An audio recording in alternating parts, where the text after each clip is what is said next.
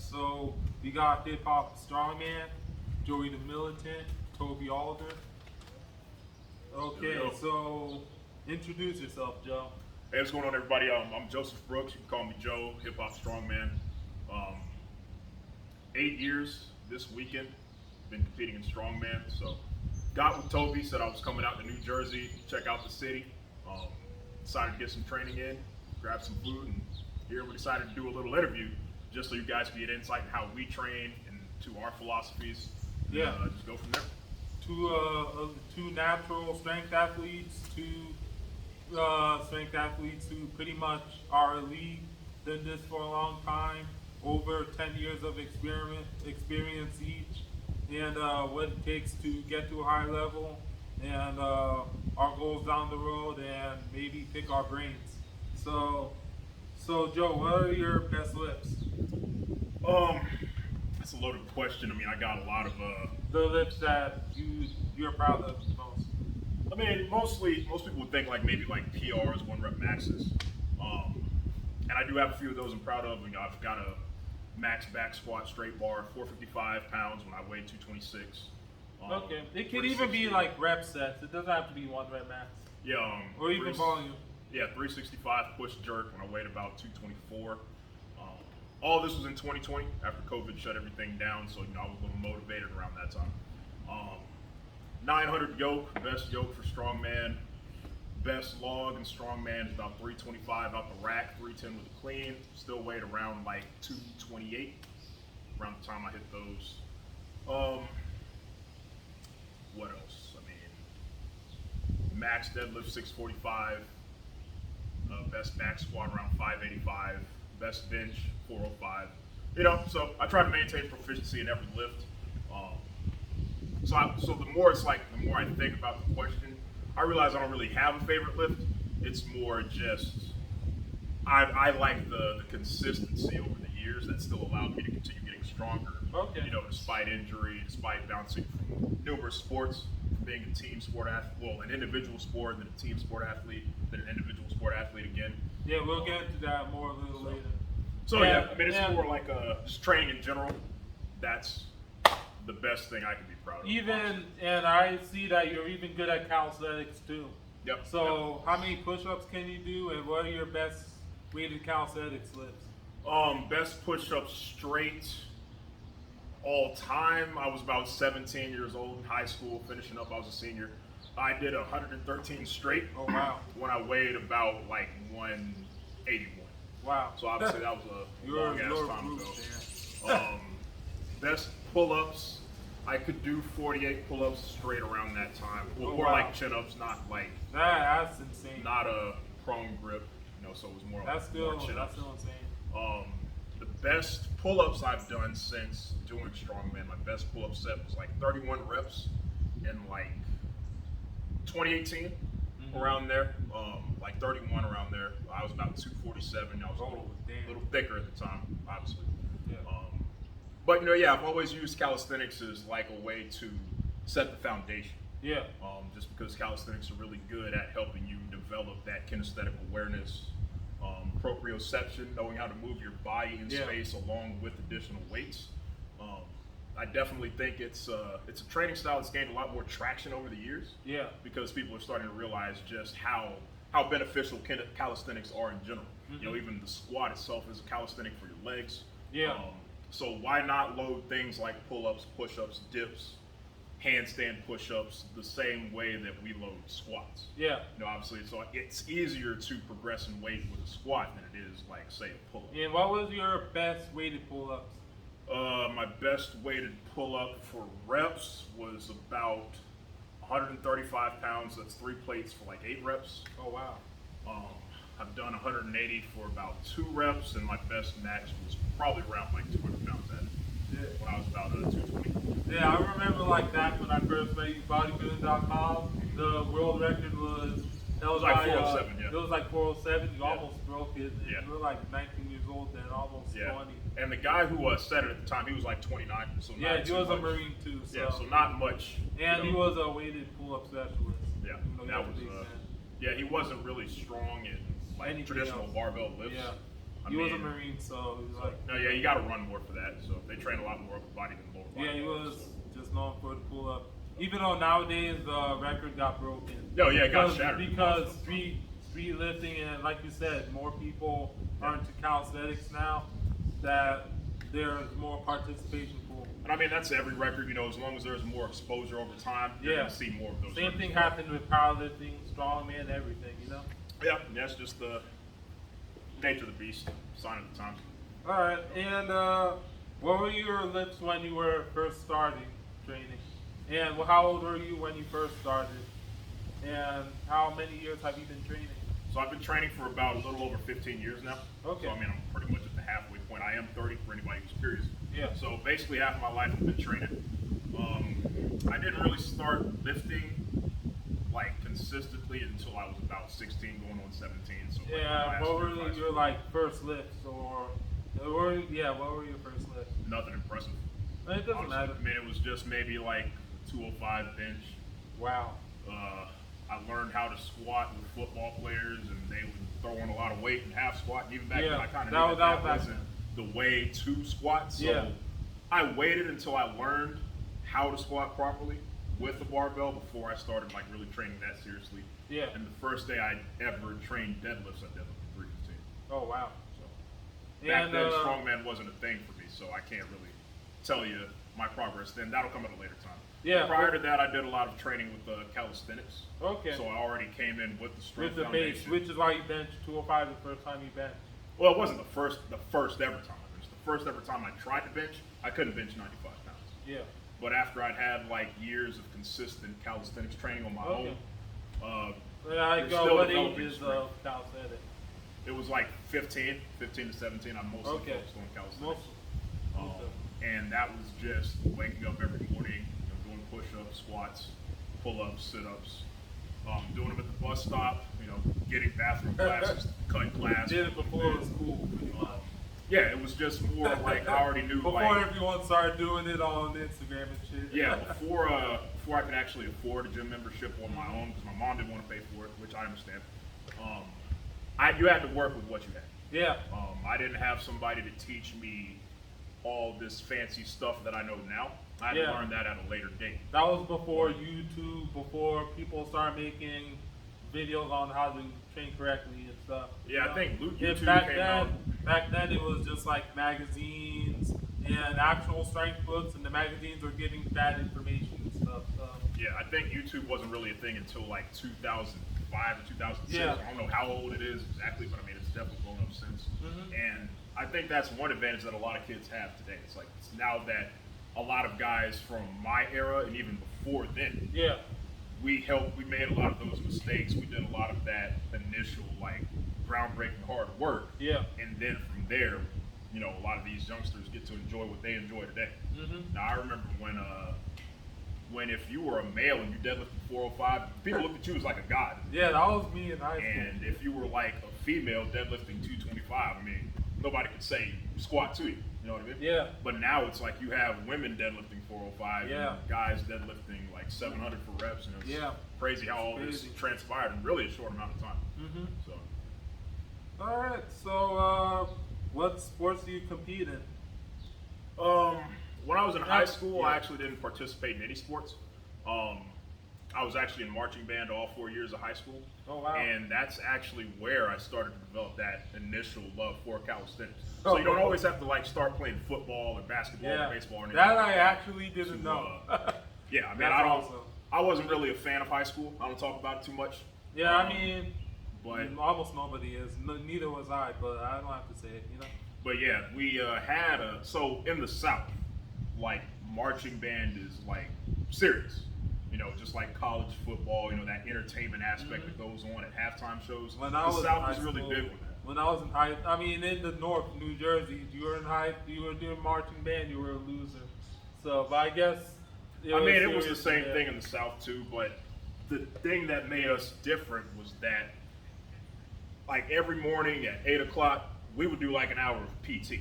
We're doing physical training. We're out there like doing those calisthenics. We're doing squats. Just like drum line. We're doing all that. Yeah. And Nick Cannon and the rest of them do push-ups. Yeah, I and didn't we're even out know there, that. we're out there training and putting in all this work, and people are like, oh, like marching band is for pussies. I'm like, yeah, come train with me. You know what I mean? And it's Running with the drums and shit. yeah. I mean, we would have to do that too. We would do a lot of we would go over like set pieces constantly, and like Florida heat, like in June, July, August. It's terrible. I mean, you're gonna have a lot of people heat catting, falling out. But yeah, I mean that's mentally that it got you right. And, you know, you're having to play an instrument too in that heat. You have to make sure you're in step. You have to make sure that you can maintain things like a proper horning, you know, stuff like that, where it involves the deltoids, and Yeah. other shoulder muscles. And what instrument did you play? I played the trumpet from 6th grade to 12th grade. Okay. So I mean, And individual sports, did you wrestle, box? when I got into college, I found out more about wrestling and boxing. Okay. And at that point, I was an adult, Yeah. so my mom didn't have control over what activities we could do. Yeah. So I chose, you know, harder sports just because at the time I was huge into MMA. Yeah. I used to Wanted be to push too. myself.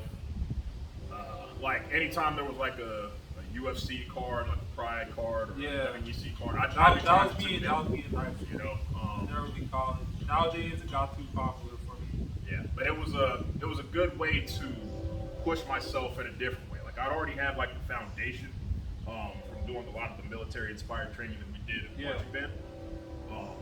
So from there it was just my natural curiosity and interest in wrestling that took me to that point. And as I was in high school and I kept on working out and training more, sometimes we played pickup games with the football team. Oh wow. And that's when I started to like realize like my athleticism. I mean, Yeah. obviously there were some guys who were some studs when Yeah. it came to physical exercise I mean, and son, marching this band. is South, so. But yeah, at the same time, I mean, it's I like athletes. yeah, you just get it in, you know, have fun, find out what you're capable of, and then as soon as I graduated from high school, just started training, doing what I could. Yeah, I mean, similar background for me. I mean, when I was in 8th grade, that's when I really started training. I was just doing chin-ups and sit-ups. Chin-ups because I thought you had to do pull-ups to be strong. And I was like getting into, I mean, the first thing I was following bodybuilding like 7th grade. And then 8th grade, I was following WWE. And I was seeing wrestlers like Batista, John Cena, Bobby Lashley. And then I saw like Mark Henry, and saw that and heard that Mark Henry deadlifted 903 pounds. I was like, damn, that's a strong dude. How am I gonna do that? And then fast forward. But anyway, then I was like, yep, I have to be strong. Then I was just doing chin-ups because John Cena was doing chin-ups, and sit-ups because I wanted to get girls have abs. Well, the thing about John Cena too is that he starred in like some movies. I think it was like Marine. And, Yeah. I think it was another wrestler who was like in the Marine too. Yeah, I mean, if you look at John Cena, he kind of looks like that stereotypical. He looks like kind a of job. so, He looks like a Marine. yeah, he fit that role perfectly. Yeah. So I mean, it would make sense as to why you would be drawn to that type of training, especially at that time. Yeah. So I was doing more of that, and then just 25 chin-ups, like one set, and then a one set of 10 sit-ups. I couldn't do. I only maxed out at 10 push-ups. It was a weak point. And then when it came to high school, I was 150 pounds. I was the first kid in the weight room out of everyone once it was like football off season. I didn't play football, by the way, but that was the weight room where everyone was. And then it was max out day.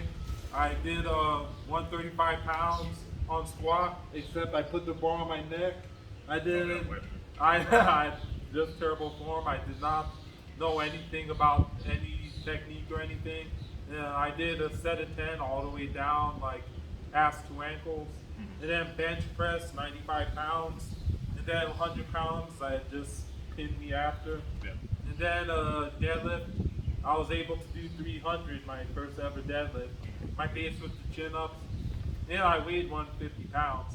And funny enough, I had another base because like as a kid, when I did want to be strong, I would go to like Sears or any place, like the Sears close by. I would go to the store as every time we would pass the dumbbell rack, there would be like 50-pound dumbbells. I'll pick it up and hold it, Yep. and think I'm holding 100 pounds, thinking I'm strong. Yep, that's So it's a that starting gave me point. some foundation. And then, of course, and then after failing 300, after getting the 300-pound deadlift, I got 315, couldn't budget. Yeah.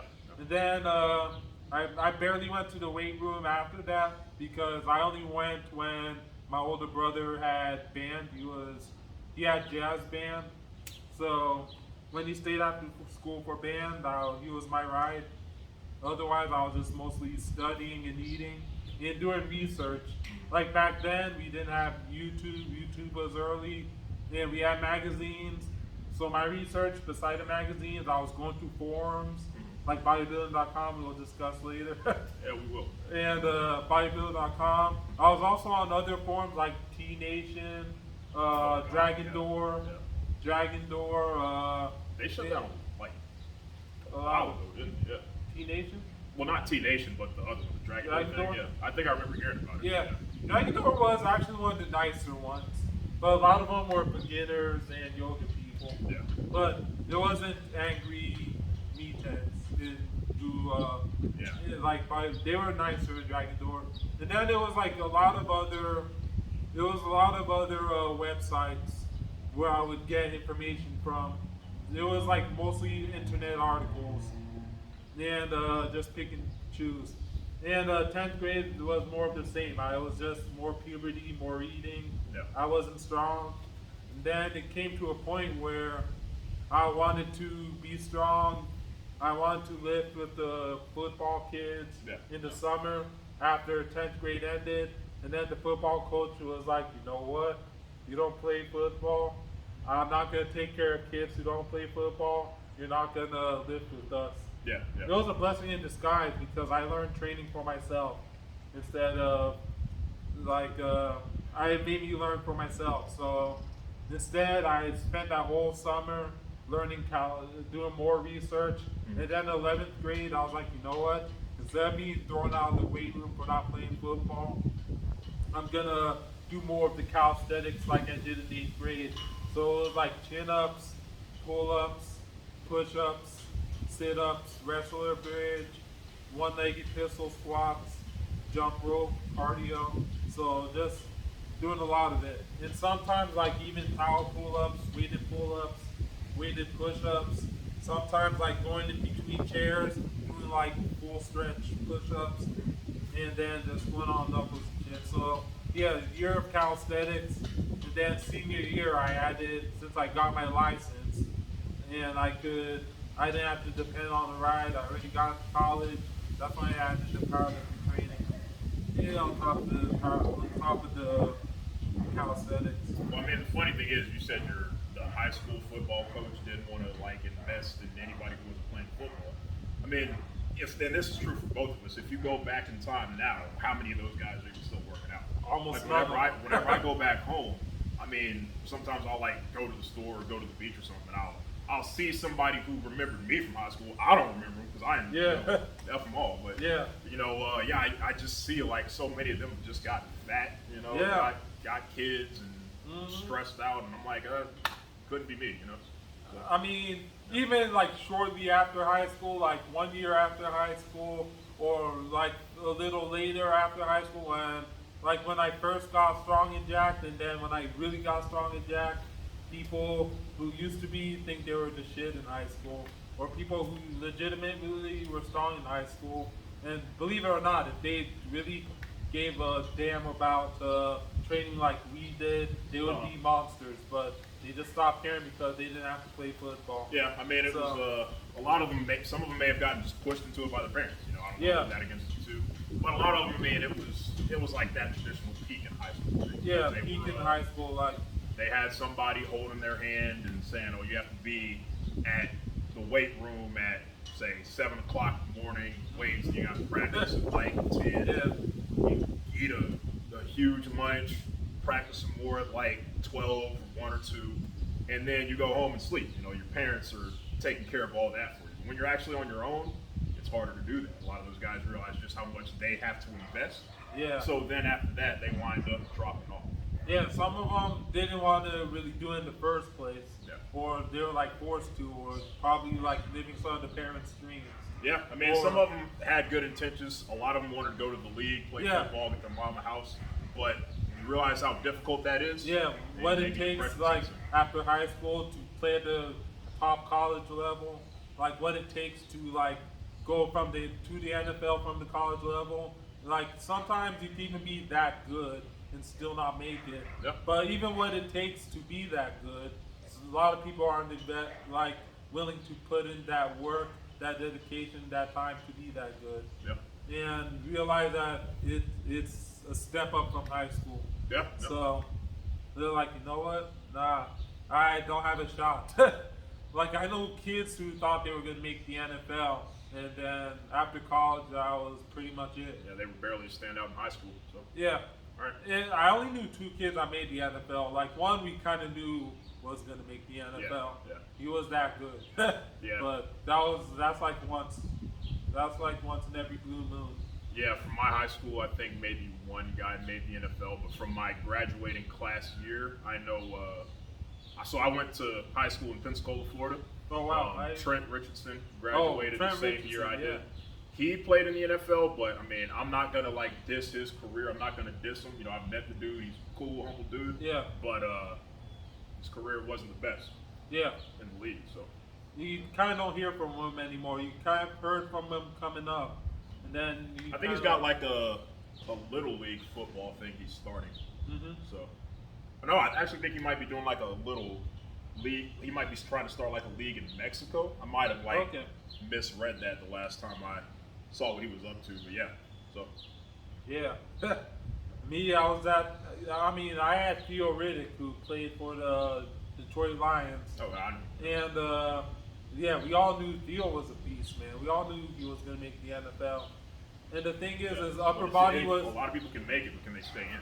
Yeah, There's I mean he's a free agent now, I believe. I'm not 100% sure, but he was somebody in football. I remember first meeting Theo Riddick when I was a freshman. He was a sophomore.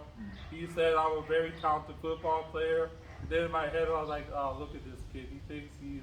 But it was true. I saw it with my own eyes. Not just the speed he had, but he was like doing hurdles over people. His calves were the size of my head. He had big quads. As a 15-year-old sophomore, he squatted 500 pounds, high bar, nothing on his knees. And he was like a skinny upper body. And then, for the scout going to college, went to Notre Dame, he got his squat up to 550, high bar, nothing on his knees. Now I'm thinking, if this dude actually, he weighed like 190. I was thinking, and that was a big squat back then. I was thinking if he actually got into powerlifting, he would do some serious number on the squat. His bench was strong, but it wasn't crazy. But yeah, my high school was a football and marching band high school. That's what they took seriously, even more than academics. But it's like, God, just stay out of trouble. But yeah, and we had another dude named, what was his name? Yeah, I forgot his name, whatever. But anyway, just 2 people. Alright, so that's the sport. So what strength sport do you compete in? I've only been a competitive strongman. Never done powerlifting, never done weightlifting. I started doing strongman after I met a friend of mine while we were playing rugby, and he told me one summer. Well, it was actually this weekend. Yeah, 8 years ago today on Memorial Weekend. He asked me. He was like, "Hey, do you want to like deadlift a car and like pick up some rocks in my gym?" I was like, "Yeah, sure, sign me up, count me in." And from that point on, I was hooked. I did 2 competitions in 2014. One in Milton, Florida, where I trained at, and another one in Gulf Shores, Alabama. I got 4th in the first one, just like a point and a half away from first. And the competition I won 4 weeks after that, I took first in novice. The last time I ever did a novice competition, and yeah, I mean it was a good time. I never really intended for strongman to become what it is now. Yeah. I just wanted to use it as a creative way to build off-season strength when I was still playing rugby. Okay. So after a while, a couple years passed, moved to Tampa, played when I was in grad school, played rugby for some teams that kind of, in a sense, took my love of rugby away from me. Okay. Like, I still love rugby as a sport, Yeah. but at that point, I was starting to get beat up, I was starting to get injured. And there was a scrimmage I played in September of 2016 that absolutely just jacked my SI joint up. So I just said, you know what, forget it. I mean, I don't want to keep getting beat up. I don't like feeling like absolute hell on Saturday night, Sunday morning. And at the time, I was already registered for a competition in Tampa that was going to take place like a month after that. I was like, you know what, let me just like heal up, let me rest, and let me just focus on training for this competition. Got first in that competition, and then from there, it's just been like day at the races ever since. So, I've never really had an interest in other strength sports like that. Weightlifting is cool, but it's only 2 lifts. Yeah. And powerlifting is 3 lifts, but those lifts are even less technically engaging than the lifts performed in weightlifting. Okay. The thing I didn't necessarily like about powerlifting too was that, and I mean, we'll touch on it. You know what I'm going to say about powerlifting. You know what I'm going to say about that. I'll go over that later. Yeah. But at the time, powerlifting was still a very like underground sport. You know what I mean? And back in 2014, 2015, even 2016. 2016 in Florida is when it really, really started to blow up. That's when everybody and their mom in Florida became powerlifting. Yeah. But for me, powerlifting was a lot about lifting as much weight as possible through a very short range of motion. So you'll see people doing like wide stance squats. We already talked about training earlier, a lot of like the high arch benches and the sumo deadlifts with the tips of the toes touching the edges of the plates. All those are ways of shortening the range of motion with as much weight as possible. That's fine within the confines of the sport. But for me, I don't really think that's testing athleticism or really even strength. Or as even much as building strongman. muscle because you're not doing a whole range of motion. So Right, yeah. I mean, people will like just getting diss. technically efficient out of the lift. Yeah, I mean, the funny thing is, like, a lot of powerlifters will diss strongmen saying, oh, these guys don't squat all the way down. I mean, if you really compare the range of motion, some of them don't either. You know what I mean? Yeah, exactly. And then we'll have, like, deadlifts, they'll say, oh, I don't like how you guys hitch. Well, They'll say sometimes you wear straps, you use suits and shit. Oh, yeah, deadlift bars. And I mean, they have like powerlifting competitions where you're allowed to use gear. So Yeah. I mean, it's like, are you going to say the same thing about them? Also, Funny enough, the raw powerlifters will disequip the lifting because they use gear. But using gear is not easy. I mean, it's a different skill set. It's a different skill set. All strength sports have different skill sets that you have to draw from. Yeah. And I personally am not going to use gear. the thing that a lot of people don't really understand, or I feel like, especially nowadays, they can't really grasp, that some people just train differently. Yeah. Some people like different things. I don't like doing like a huge arch on bench and doing a really wide grip to move the bar 2 inches. Yeah. I just don't see a benefit in that. I don't like doing wide stance. Except to get better at your sport. Yeah, That's you get. I But want to there's get better at no something I'm not doing. technical or there's no bodybuilding, no muscle building, no functional, no. Actually, just no benefit really. I mean, it's like the getting better at people- your sport. The people who are actually good at powerlifting usually tend to do like some bodybuilding. They might incorporate some strongman as like physical to hit the preparedness. muscles. But it's usually like the people who just absolutely suck who do most of the trash talking when it comes to powerlifting that I've noticed. And I mean, for me, that's not to say that strongman is perfect, because it's not. I mean, community-wise, there's a lot of people who do a lot of things I don't agree with, whether that's personally or within the confines of the sport itself. But yeah, I mean, at least with strongman, I feel like it's a more true test of strength with a wider range of movements. Powerlifting is always the same thing. Weightlifting is always the same thing. You're gonna have your snatch, you're gonna have your clean and jerk. For weightlifting, you're gonna have your squat, bench, and deadlift. For powerlifting, I mean, I like to train because I like to train. Yeah. I don't have a particular love for powerlifting, for weightlifting, or really even for strongman. At the end of the day, I just Same like with to train. me. So I mean, which is strongman. why I'm not like I mean, I like powerlifting. That's my primary sport, but I'm not like exclusively only doing powerlifting. Like I'll still do my overhead press. I'll still do my calisthenics, and sometimes I'll even dabble in strongman training, and I'll do my cardio, believe it or not. So I mean, one of the things that kind of made me not take what a lot of powerlifters say seriously is that, and I'm not gonna like name. No, I'm not gonna name any names. Yeah, don't have. But to. I mean, living in Florida, for most of my life, Yeah, you find yourself surrounded by a lot of people who are very good at a lot of things, actually. yeah, And in the case of powerlifting, I know like I've trained alongside and with all-time world record holders. I've trained with national record holders. I've trained in the presence of these people. yeah. And one of these all-time world record holders, I'm not going to name any names. Don't worry. I'm not Don't going to drop any have names. to. But if you're from Florida and you're watching this, you probably know exactly what I'm talking about. This person said that. This person, yeah, probably not actually, because it would be too much for him. But that's another topic for another time. This person said that overhead press has zero carryover to bench press. And when I heard this person say that, I just stopped talking to that person completely. Like it was one of those, like, not like I didn't like say F them and F their wife and No, whatever. Well, it's that's only actually a waste. female. Come on, But, dog. yeah, but I was just like, that's such. You're living with your mind in a cage. So you know something? know, I like it's- think I a little bit know who you might be talking about.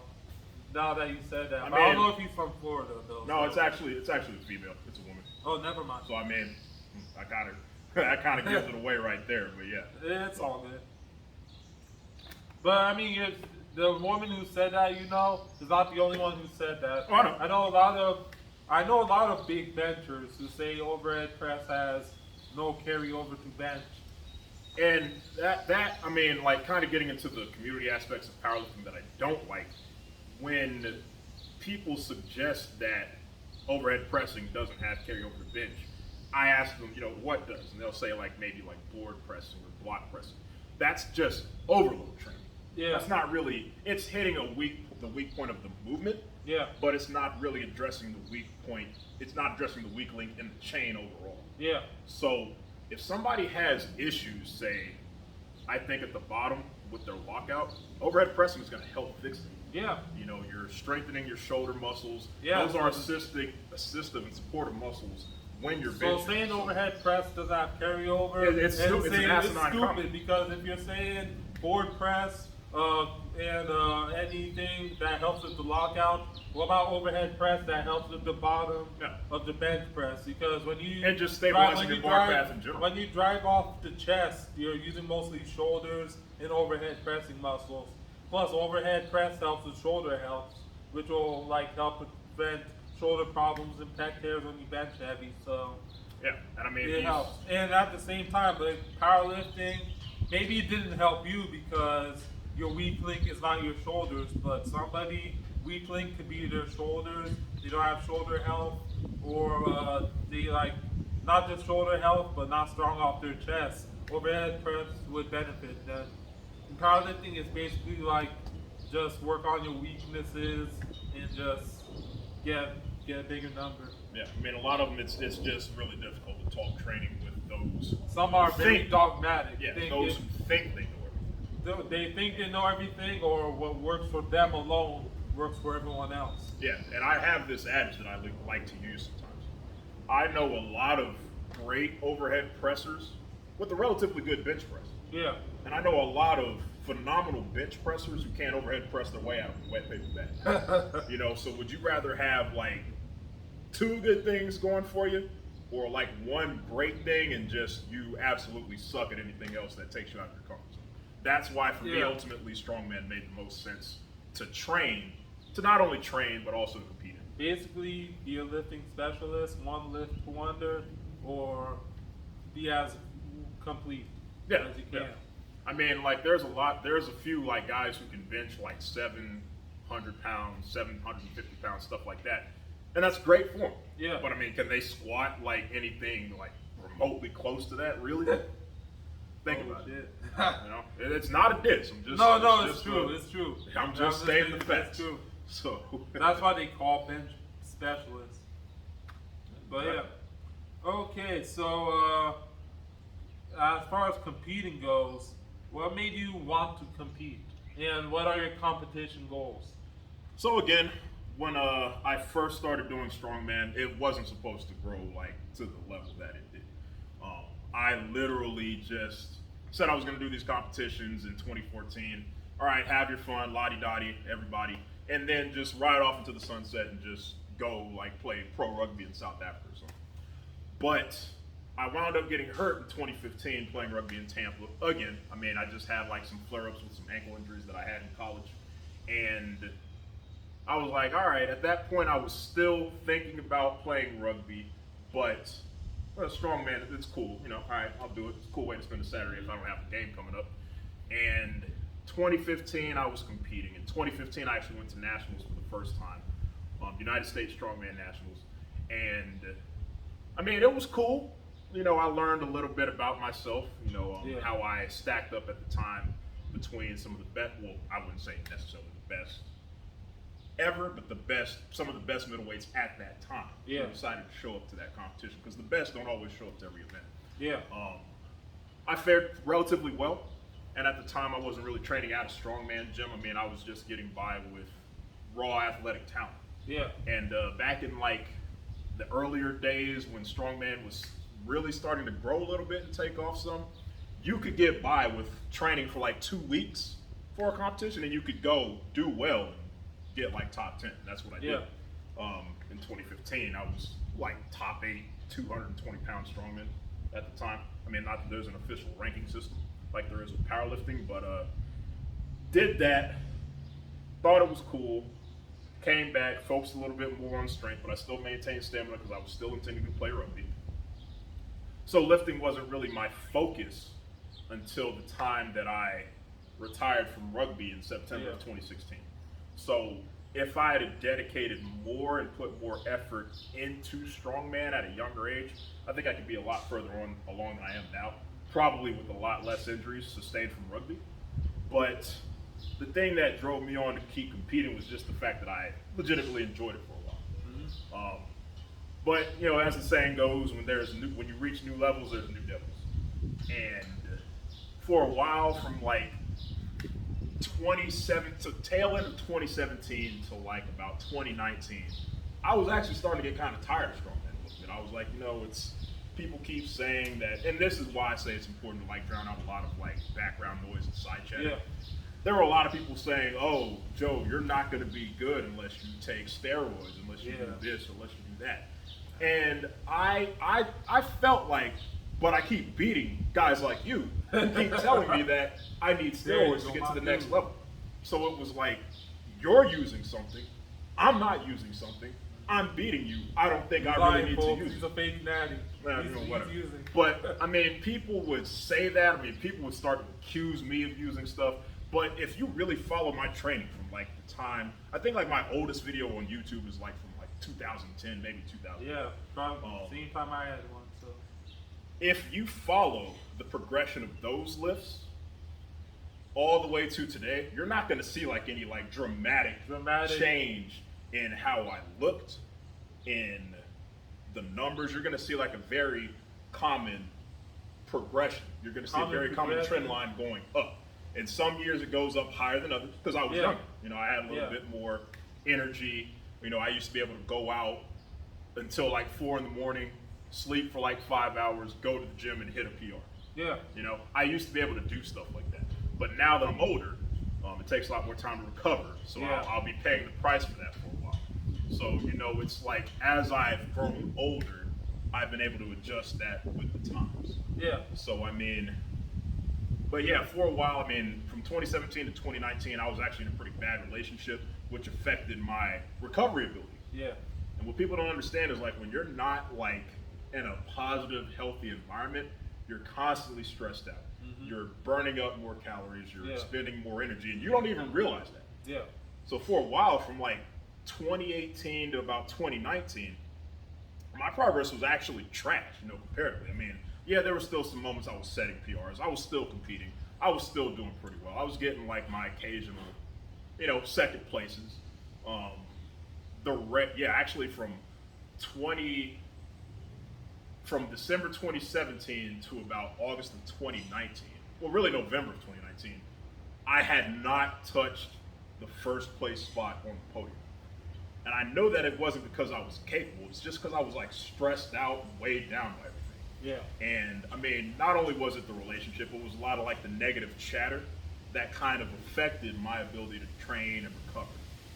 At the time, I was also living like 50 minutes to an hour away from every other strongman gym. And the biggest thing for me that I've realized in the past 2 years, the resources are important. It's not necessarily just the headspace. It's not the nutrition, the rest of the diet. All those things are very important.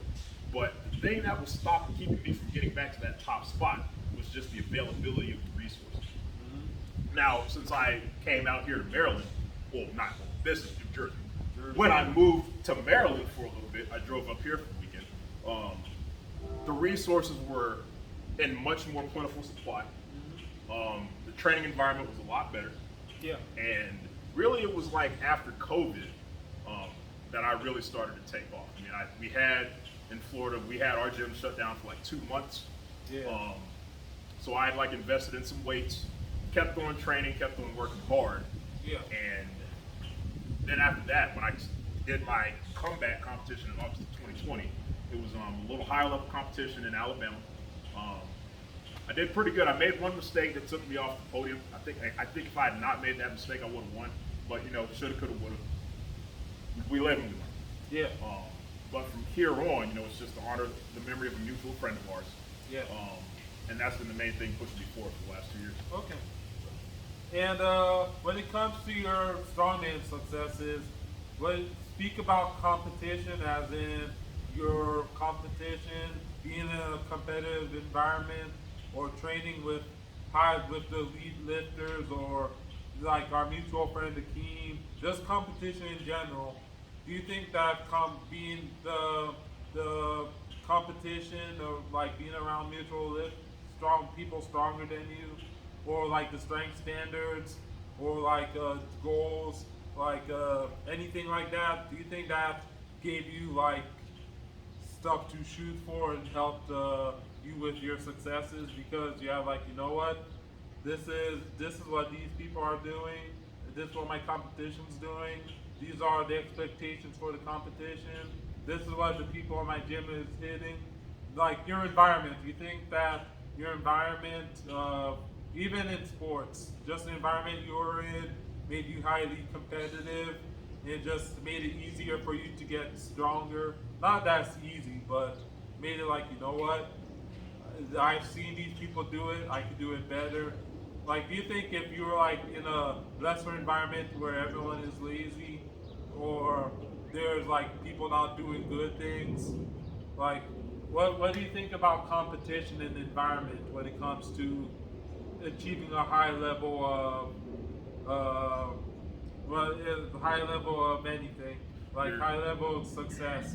Or do you think that not necessarily, not so much, like somebody doing it already, like achieving those things already, like, you know what, I could achieve it too, or achieve it better, or just seeing it once, or not even being done? It's like, you know what, even if it's not done before, and even if everyone else was lazy, I could just do it because I have that belief in myself, and I know I can do it.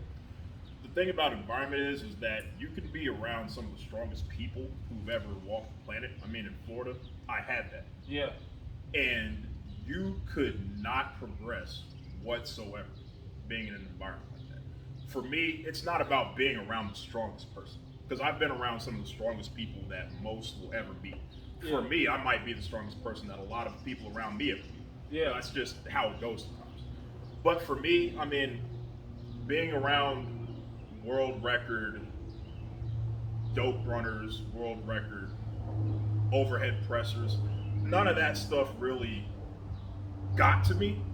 It never really pushed me to want to work harder, because when you spend so much time like within the inner circle of a community, Yeah. you start to see just how negative and how Yeah. toxic a lot of it is. You know, It you can could see the be, dark yeah. underbelly It of a could lot be. of that. And I mean, yeah, I know somebody who could probably, like say, I'm just gonna throw this number out here, like 1,200 pounds in like 8 seconds. Going 50 feet, taking all that in under 8 seconds. Yeah. Very impressive feat of strength. I mean, Yeah. I may never be able to do that. I have to respect that for what it is.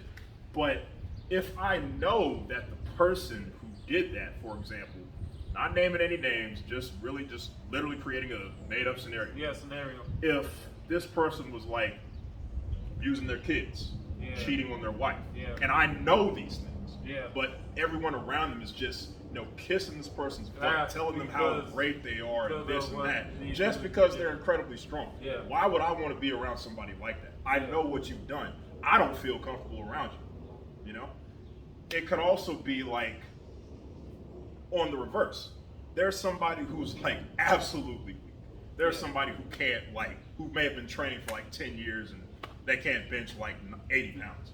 Obviously that's a very extreme example. Or 300. Yeah, I mean, it's like they may not be able to do that, but they're the most supportive person. They're helping spot and load for everybody. When I'm like tired, just like you today, you were helping me with my yoke weights. I was tired. I didn't want to grab all that and then just like keep fatiguing myself more. You took the initiative to help me out. Those are the things that you want in a positive training environment. If somebody's strong, great, cool. You have something to look at. You have something to push you a little bit internally.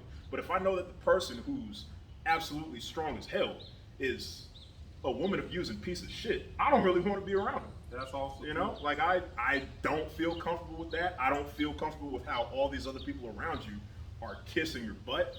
I would rather not deal with that.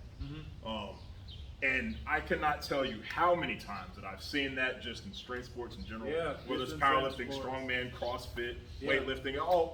There's people like that who their egos get so big they think they're above like basic human decency. Those people will eventually be humble. I've seen them get humble all the time. So like I've known guys it catches up to people. I've known guys who coach at a strength facility or just at strength facilities in general. Their significant other will go to the same facility. Meanwhile, while the fiance or the wife is over here in the other room doing, training hard, doing what she can. The other guys in here training another client, groping her. I'm like, come on, dude. You think people don't fucking see this shit? I'm sorry, didn't mean to cuss, but you don't think people see this stuff going on? It's just one of those things, man. I'm like, the training environment, it's more than just being around like people who are stronger than you or people who know more than you. Training in Maryland, I train with 2 women who don't have half the experience in strongman that I do, but they're positive people. They'll help me, set up my events. They'll help me like strip my weights. They'll help me load weights on the yoke. They'll help me set my yoke heights. And in return, I do the same thing for them. These women are not like top 100% like Arnold level strong, but they're good people. And at the end of the day, I'd rather train around good people who are not as strong as me than I'd rather train around strong people who are absolute, pieces of crap in society. And that was like your mindset throughout all these years, like even what got you to your level. I mean, absolutely. I mean, I've never like gone out of my way to like research what other strength athletes are doing. Matter of fact, I say it all the time. If somebody tells me that, oh, hey, such and such hit like some astronomical lift, I'm like, oh, I didn't know that. Cool. Because I don't care that much about it. I'm really not a huge fan of strength sports in the sense that I don't want to like flip open my phone and look at like highlights of people lifting. I mean, if you pull up my Instagram like feed, what's going to show up is like cat videos. I mean, like normal nursing stuff, physical therapy stuff. I mean, maybe some music stuff, video game stuff, anime stuff, like just stuff that I might be interested in as a person. Other than lifting. I mean, like, I'll put like lifting on my Facebook or my Instagram, but other than that, I don't really consume it. You know what I mean? There's so many other things I'd rather occupy my time with than just lifting. But I think that also helps my training because it takes me away from that mentality of like being so into training. I mean, when it's time to train, I focus on training. But when I'm done, it's like training is like a video game. I mean, when I play it, I have fun. I'm really into it. But then when I'm done, I turn it off and I do other stuff. I don't live like within like just the nucleus of just the gym training environment. Okay, so I guess more going off of that answer on you don't really pay attention to others. Like when you were a kid, like when you were like, or even early in your career, coming up in strength sports, was there like a strength athlete or an athlete in general you looked up to? Not necessarily looked up to, but like people like Michael Jordan, people like, some people it's Arnold, some people it's whatever strength athlete out there, people like Ed Cohn or Marusz Kuznowski, or just people you see that do incredible things for the first time, Ronnie Coleman. You're like, wow, this person lifts a lot of weight. And then there's like, this is what somebody has ever done. And then you're like, okay, maybe I could come close to it, or I'm like, all right, this is what strong people, this, as in, okay, I see this person do this, this is what's considered really strong.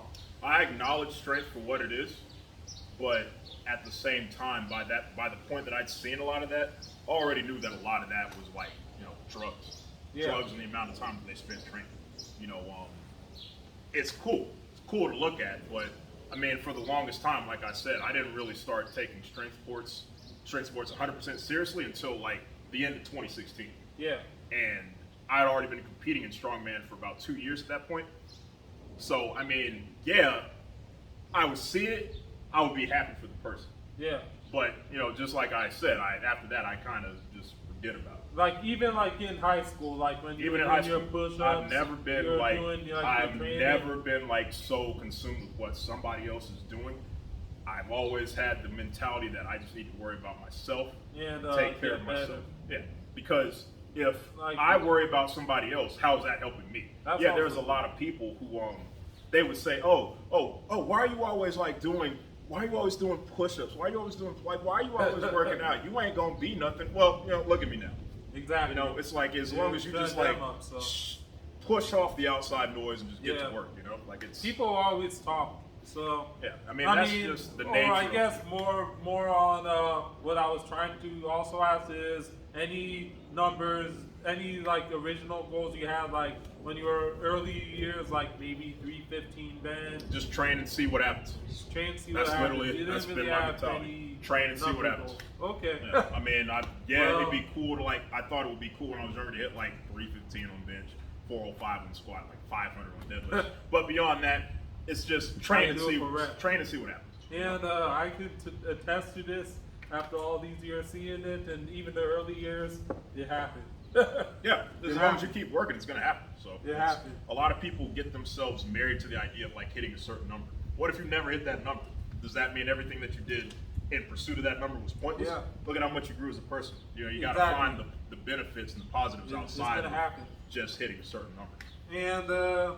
And not just that, you also have competition and video evidence of all these years, documented progress of, like, you can look back saying, you know what, I did all this, and I did it. So I mean, you could, back when I first competed, the only time that I really took video footage was when I went to a national championship. That was for the first 2 years of me competing. I didn't take videos of every single event and competition. Why? Because I was focused on rugby. Strongman was just oh, cool. Hey, I did this thing and got this first place medal. I beat all these people. Some I don't even train like that. So that's what it was to me. It wasn't until I retired from rugby. I also mean some of your gym lifts too, like your pull-ups, your front squats, your OHP. Yeah. I mean, I know that I'm good at all of that. I don't feel the need to just hang my entire self on that. I mean, if people want to see what I've done, all my training footage is public domain. You can look at it as much as you want. All right. So what are your goals in strength sports? Goals in the next 10, 20 years? I mean, we'll see where I end up. That's still just my mentality. I mean, like I said, I've been doing this for almost 10 years. Drug-free, just training, having a good time, enjoying myself, learning. kind of just the same goals as always. Same goals Train, as always. compete, see what happens. And is there going to be how much longer do you think you'll compete? Not until I physically can't. So I mean, that's until I'm like, if that's next year, then it's next year. If it's not until like another 30 years from now, it's another 30 years. And will there be life after competition? Will you still go to the gym? Yep. I went to the gym before competition. I'll go after. You know, I mean, Okay. my love isn't, like I said, I don't love strongman. Matter of Yeah. fact, some days I don't even like it, to be honest with you. Yeah, it's normal. But I've always woken up, even on bad days, with an absolute love for training, and I'm always going to train, no matter what. Even if I'm in a wheelchair, I'll still train. So, what are your thoughts on those who lift and don't compete? Or like, I know what your answer is going to be. Great. Great. Yeah, I mean, you don't need to compete to justify the reason why you lift and train hard. Exactly. You know, if you absolutely love to train, you love to get after it, you love to push yourself, hey, you got my respect. Exactly. There are some people that, oh, you don't compete. Man, worry about yourself. Man. Yeah, it's not, you know, people get so married to the idea of like winning like a cheap $5 trophy at a local meet with like less than 25 people competing. You don't have to compete, man. You know? But anyway, and this was a question from John Amani, Iron John.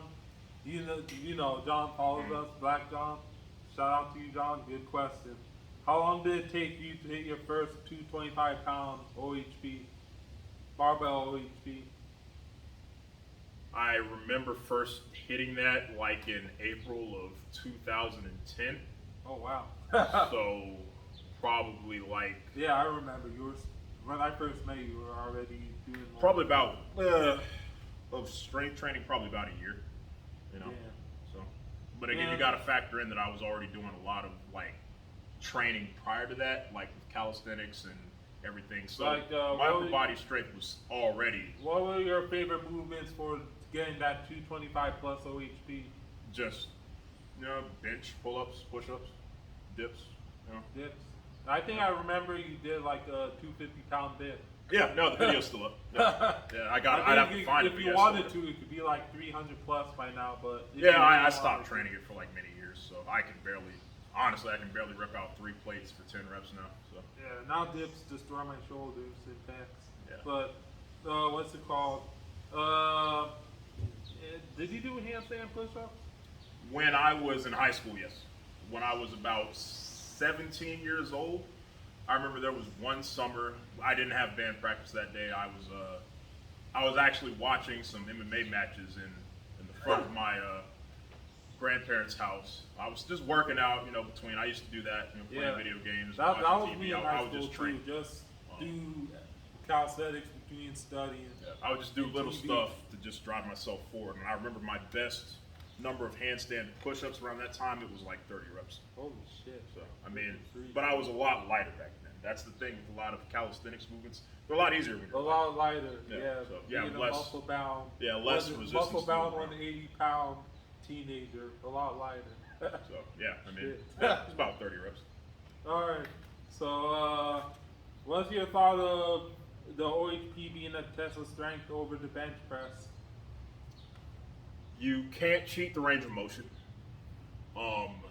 And if we're talking about a strict overhead press with no leg drive, you can't use any momentum. In bench press, you can use a lot of momentum. You get a lot of bench press power comes from your legs. So I think that as far as like upper body strength, the overhead press reigns supreme by far over the bench press because you can't cheat the range of motion. You can't cheat and get any excessive assistance from supporting muscles. Yeah. Like with the overhead press, your back supports some of that, but you don't get that same degree of leg drive. Yeah. You know, so it's by far going to be overhead press. I really don't know why they took it out of powerlifting back in the day, but you know. They took it out of powerlifting because there are some federations where OHP is still a competitive barbell, but then you see like there's one dude from Starting Strength by Mark Ripto, one of his I know we have opinions of him, but one of his clients did a 405 strict standing press, and if you think I have slight lean back admittedly when I do it, but his was like all like a stand, like completely bent back. It was like Yeah, You if know, you're bending like back, it was you're like getting a the lot of letter. effects. It was like a 90-degree angle back. It was like his torso was near parallel to the floor, and he was pressing 4 or 5 up. Yeah, at that point, And it's people more were likely. like, "Oh, that," and reasons like that. That's what the standing strict press was becoming, and people were gonna fall backward. It was breaking people's back and shit. So they had to replace it with the bench press. So basically, because people couldn't maintain the standard. That's why No, they took it out. that's why. Yeah, that's powerlifting for you. Oops, did I say that out loud? Don't like this video. Okay, so what do you feel about strict overhead press versus overhead press with leg drive? They're two separate skills. That's basically the main thing I can say about it. I mean, obviously you're going to get more out of your overheads if you incorporate leg drive, so it's a good overload tool. But both have their place in training, and I would honestly just rotate between both. I do both every week. Yeah, that's true. And when it comes, what exercises have helped your OHP most when it comes to log, axle, or whatever variation?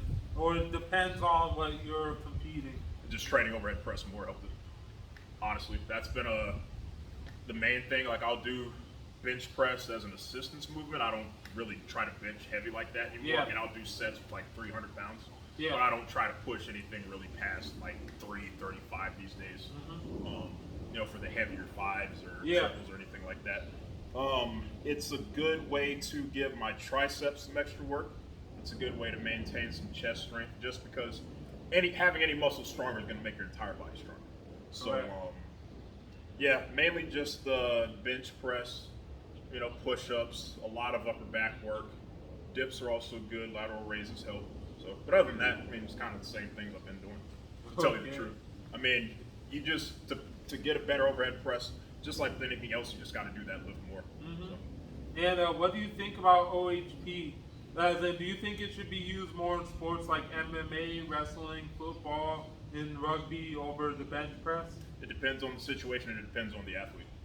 If we can elicit the performance responses that we need with bench press, and obviously we'll just stick with bench press. If we can elicit those responses better with an overhead press, we can switch to an overhead press. In reality, there's really not a good or a bad exercise. It's just how you apply it in the given situation. Okay. It's just a tool in the toolbox. That's why I try not to get too married to the idea of, X, Y, Z exercise sucks, so we're going to stick with and only do ABC exercises regardless of the situation. You have to evaluate the situation, evaluate the athlete, and then make your best scientific judgments from there as far as what would help them with their training response. Okay. And what do you think about having big shoulders as a sign of strength? You know those. Yeah. Cool. I mean, all muscles can be a sign of strength. Obviously, if somebody has big shoulders, they're probably a great presser, regardless of whether it's an overhead press or an incline press or a flat press. They're very stubborn, small muscles. Yeah. That require a lot of volume, a lot of frequency. But then again, what lift really doesn't? Yeah, that's true. So it shows that you're patient, disciplined, or maybe it shows that you take a lot of synthol. Oh, the synthol guys. Anyway, what is your ideal physique, or would you rather perform and have the physique as a side effect? The latter, because sometimes when you're a muscular person, people are going to assume that you're very vain, you're very into yourself. Yeah. I've honestly never cared how I look as much as I care about how I perform. Yeah. Yeah, looking good, having a physique that most people, most women would probably find attractive. Yeah. That's good for my ego, but it's not really doing anything for my performance capabilities.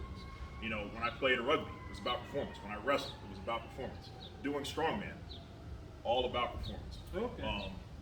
I guess maybe when I was in high school, maybe for like a few months, I might have cared more about how I looked. That's puberty. But that's like that's like less than 1% of my entire training age, my entire training history. you know, I can't be justified by that when the overwhelming majority of my time has always been focused on how I perform within the sport or activity that I'm doing. So, I mean, as long as I don't look like absolute crap, I don't really care how I look. Me, I mean, I like how, yeah, I mean, I looked better than this before, but I still like how I look. But at the same time, like you, I mostly care about performance. Yeah. Like, I just care about being well-rounded. I care about the actual journey. I care about actual exercising. Just care about doing it.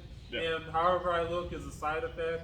And I like both. I like the look and I like doing it. But looking it, I mean, I know that how I look is a side effect of not how I train, but also how I How you eat, yeah. So I know, And even how you rest too. and I know both of How much you them. rest.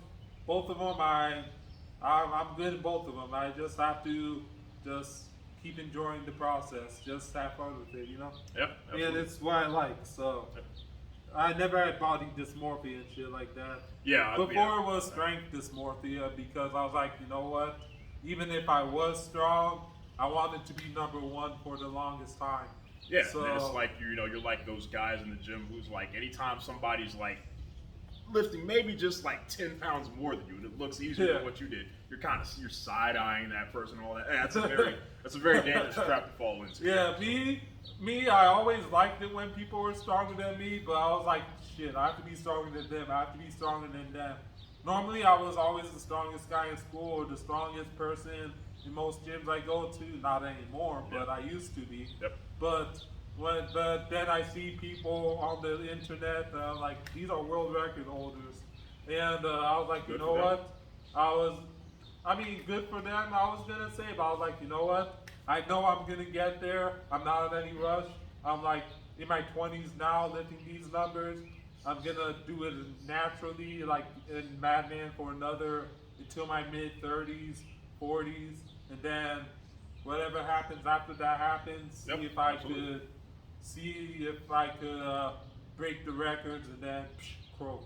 But I don't have that mentality anymore. Yep. That was back then. I rid myself from that because, hey man, I know I'm already pretty hurt, so I have no chance of that, and I'm fine with it.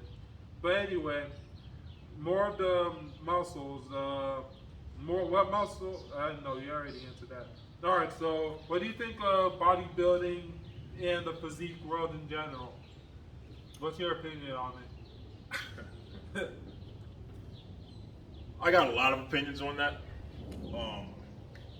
Some of those may not necessarily be valid because I've never trained It's your myself opinion, so. to be a bodybuilder. So there might be some things about that, that kind of like atmosphere that I don't necessarily understand. Yeah. I mean, like when it comes to the physiques, the training, Oh man, cool. It's good for them, but I mean, I wouldn't want to starve myself for 12 weeks just to pose on stage on my underwear and get judged by mostly men. Yeah. Or a crowd full of men. That doesn't get me excited. I've never wanted to. I can honestly, safely say that. Yeah, I might have expressed like a slight interest in ever doing powerlifting, and more so in weightlifting, even more so in CrossFit. Yeah. I've never wanted to compete in bodybuilding. Okay. Ever. I mean, the physiques are cool. It's cool to be able to push yourself to that point, but I wouldn't want to go through that. I acknowledge bodybuilding as a training philosophy, as a training methodology, using hypertrophy training, isolating muscles to build up weak points and strength. But other than that, I mean, it's good for them, but I wouldn't want to do it. And more into that question, like, is there any like actor, athlete, wrestler, or strength athlete, or bodybuilder, like when you were younger or growing up, you're like, you know what, I would like to look like this person, even though you don't care about that per se, but you're like, early on, you're like, you know what, it'd be cool to kind of look like this person. Never had that feeling. Never? I can honestly say I've never had that feeling. I mean, That's pretty cool. I'll see somebody, wow, this person looks like really strong. That's the extent that it's ever gone. I've never said like, oh wow, I want to do X, Y, and Z because John Cena says he's doing it. I mean, like John Cena could say that he's running into a brick wall 300 times to get the body that he's got. Does Yeah. that mean I'm going to do it? No. Yeah. That was kind of like me starting up, like the wrestlers, the bodybuilders and shit. But then it became like, all right, they look pretty good now, but I like how I look the best, you know. Yeah, I like how I been- perform the best. As in, I'm like, you know what? If people look better or worse than me, good for them. People stronger or worse than me, good for them. I like what I'm doing, you know. I mean, I've been able to meet, like, I mean, again, living in Florida, you meet a lot of people, and I've been able to meet, like, WWE wrestlers. You know, I've met Bobby Lashley a couple times. Oh wow. So we used to train at the same gym, actually, Powerhouse Gym in Florida, on Hillsborough Avenue. You know, at that point, it's like, yeah, I saw him on TV when he was younger. I thought he looked like an absolute monster. But now it's like that I'm older. I see him. He gives me my props. Yeah. And I'm like, all right, cool. So, I mean, you know, you keep on working, you're going to be at the level of those guys anyway. At some point. Yeah, I mean, I came pretty close. I was like, I did not see it coming back then. I was like, how am I going to get to those people's level? Like Bobby Lashley, Brock Lesnar, John Cena, Batista, Triple H, Mark Henry, Goldberg, all those people. That's why I say just train and keep fast forward, like both of us sitting here, both of us doing it for over 10 years, both of us 30 now from our early teens, and both of us natural. They all took the needle. Not judging, but it is what it is. They took If steroids. they believe it helps, We're both let 'em natural. It helps. But they all took steroids. We're both natural, and we both made something of ourselves. And we both did really well for ourselves. So it can be done. And more on that. Any athletes, maybe not just strength sports, but when you're growing up, like any favorite athletes? Being more into MMA, there were definitely like a lot of fighters that I liked to look at when I was coming up. I think at the time it was like Uriah Faber was pretty big. Guys like Brian Stan. Oh, Brian Stan. Former Marine. Yeah, I know. Who else? And there was Anderson Silva. You know, the way he would dismantle opponents in the cage. I thought that was pretty impressive. You know, there was Alistair Overeem before he got busted for the the steroid use. Like, Overeem was like that dude.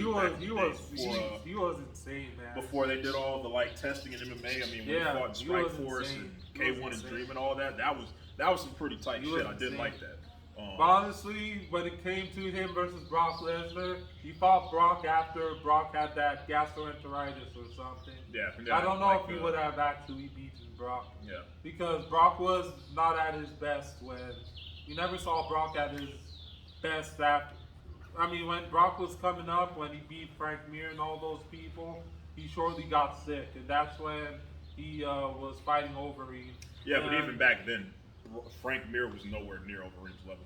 No, at that time, not at all. Overeem was at a high level. Don't get me wrong; he was a monster. But at the same time, he kicked Brock where he had the surgery, and Brock was already coming back from his illness. So we wouldn't know how he would have done against a peaked Brock Lesnar. And we never will. But Brock signed on the line for the contract, for the fight, and he knew still what lost. was wrong with him. So.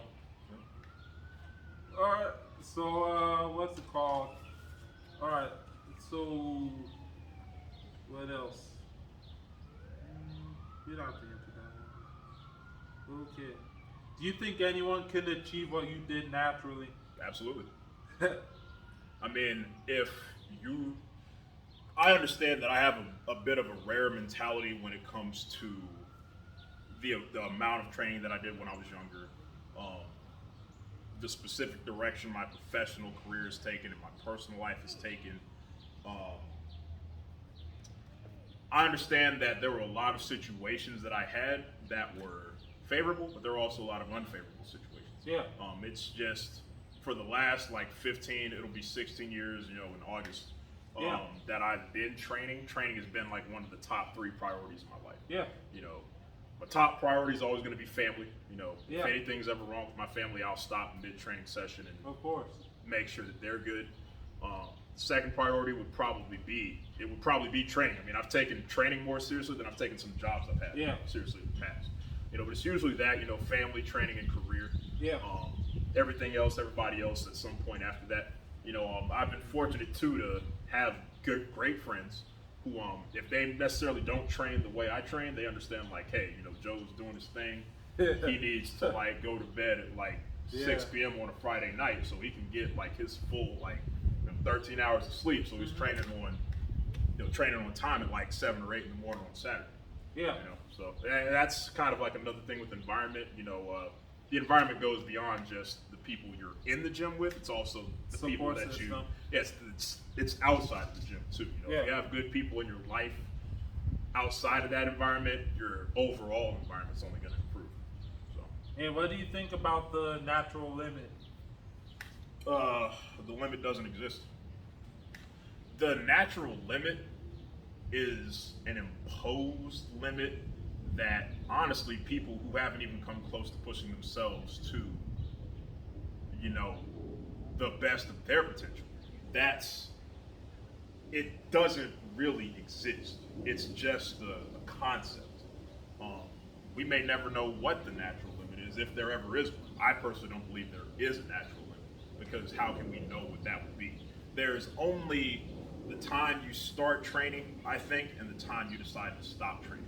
What you do within that set span of time, that is entirely up to you, what you choose to do with that. Some people train for 40 years and make the most out of those 40 years. Other people only train for like 5 years, and then after that they're retired and obese. You never even would have known that they lived.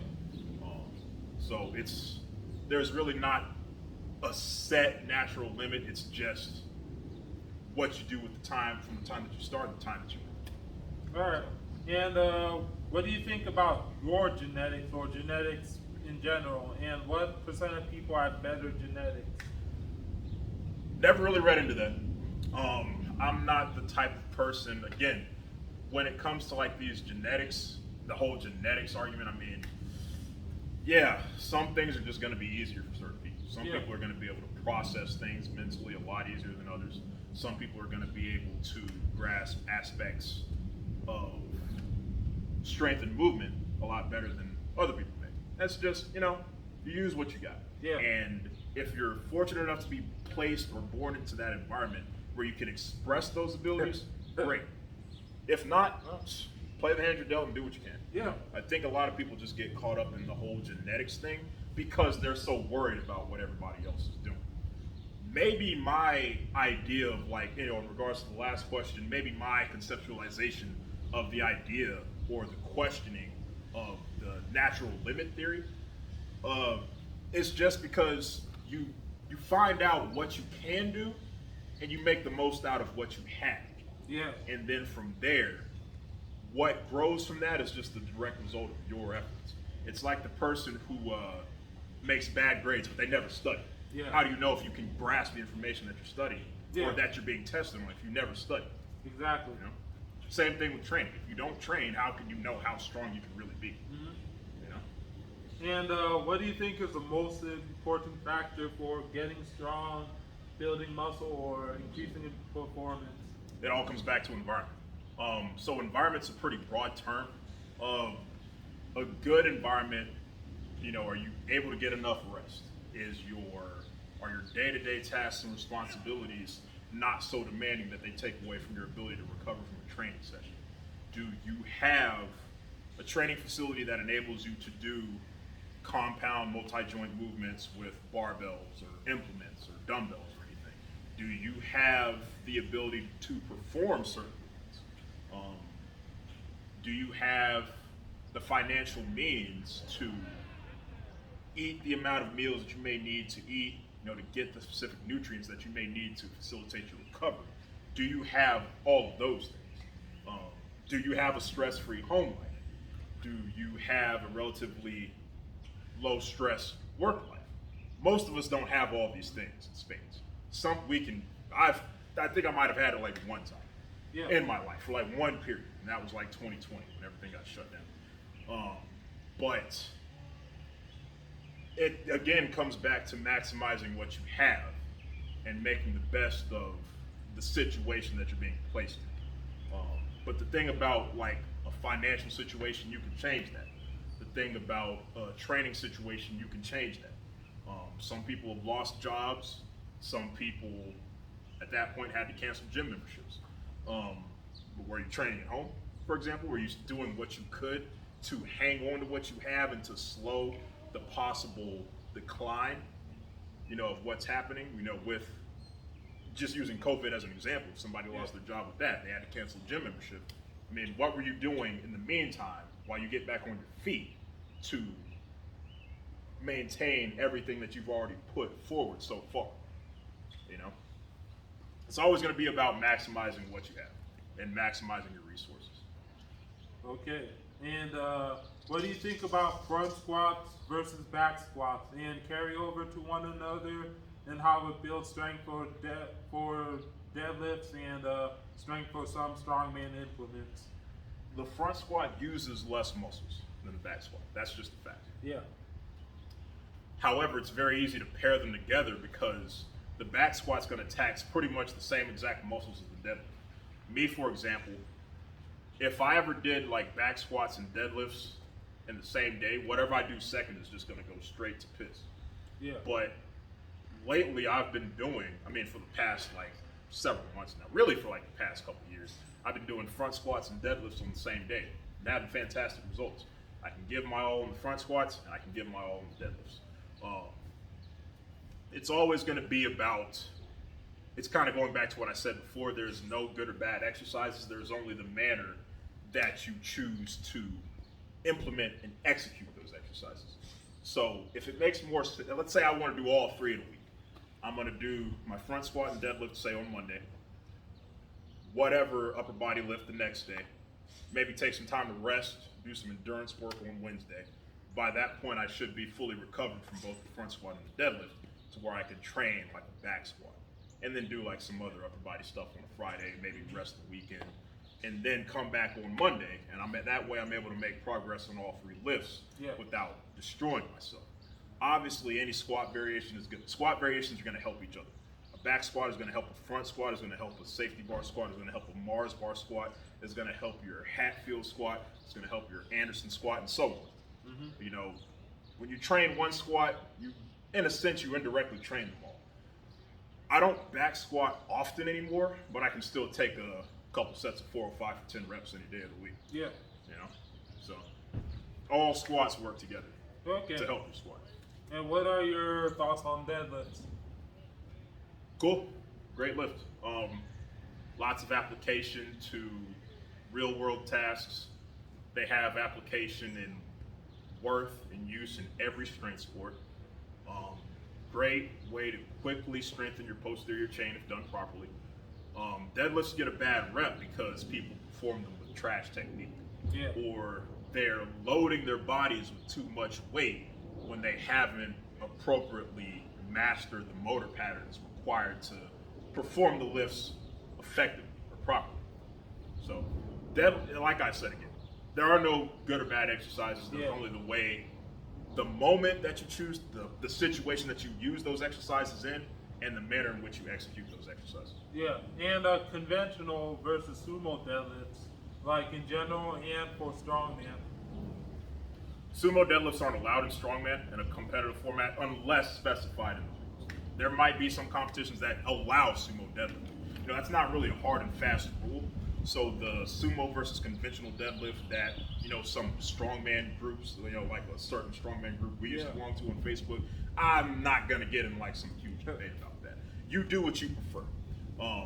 If you feel that your leverages work better for conventional, by all means, make conventional your primary deadlift. And whatever deadlift that your leverages are worse for, you use that lift as an assistance lift for the main variation of the deadlift that you want to compete in, if you're a powerlifter.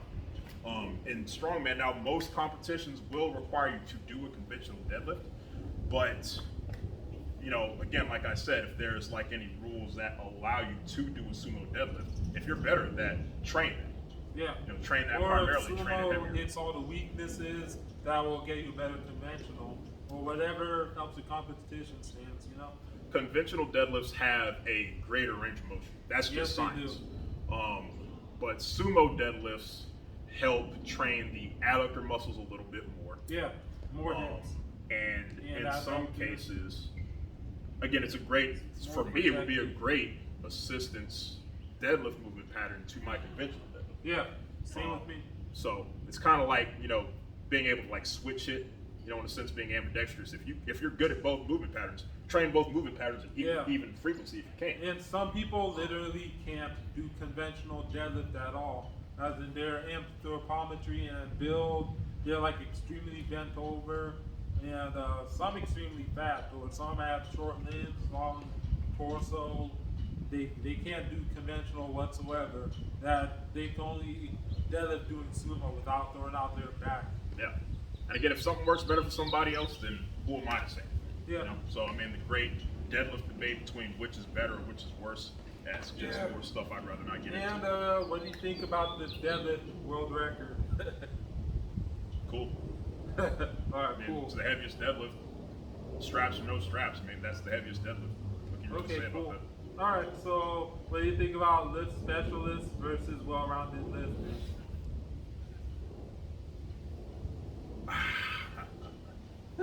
I feel like I'm gonna have to name names on this, but I'm not gonna. Yeah, don't have The person who is good at multiple things is always going to be infinitely better in any practical situation than somebody who's just good at one thing. That's pretty much it. I mean, if somebody wants to specialize, and mainly it's mainly bench press specialists. Usually, if somebody's a quote unquote deadlift specialist, they're at least usually good at something else. Yeah. But usually, a lot of the bench only guys are typically just good at that. A lot of them are just like honestly just fat. So, Okay, so what are some? So, how does strongman carry over to athletics? You're having to move in varying directions with resistance when it comes to like certain movements like farmers carries, yoke carries, sandbag carries, cake carries. In most sporting situations, mainly more so in contact sports situations like football, rugby, and all that kind of stuff, it's beneficial to be able to move against resistance, whether that's an athlete doing something like sled drags or side handle loaded carries like farmers carries. Being able to move efficiently under a significant load helps to develop your anaerobic energy systems a lot better than just doing like 3 sets of 5. Yeah. Bench, squat, and deadlift. You're training additional aspects of strength and fitness that still carry over to a game situation.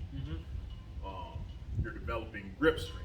Yeah. You are developing, and in some cases, you're even training like finer muscles, like neck stabilizing muscles. Yeah. For example, when you're doing things like farmers carries, that can help make it easier, to decrease the likelihood that you'll suffer from things like concussions. Yeah. Because the neck is always flexing to stabilize. So. Right, and you're being placed in more challenging positions strength-wise than say just traditional barbell movements.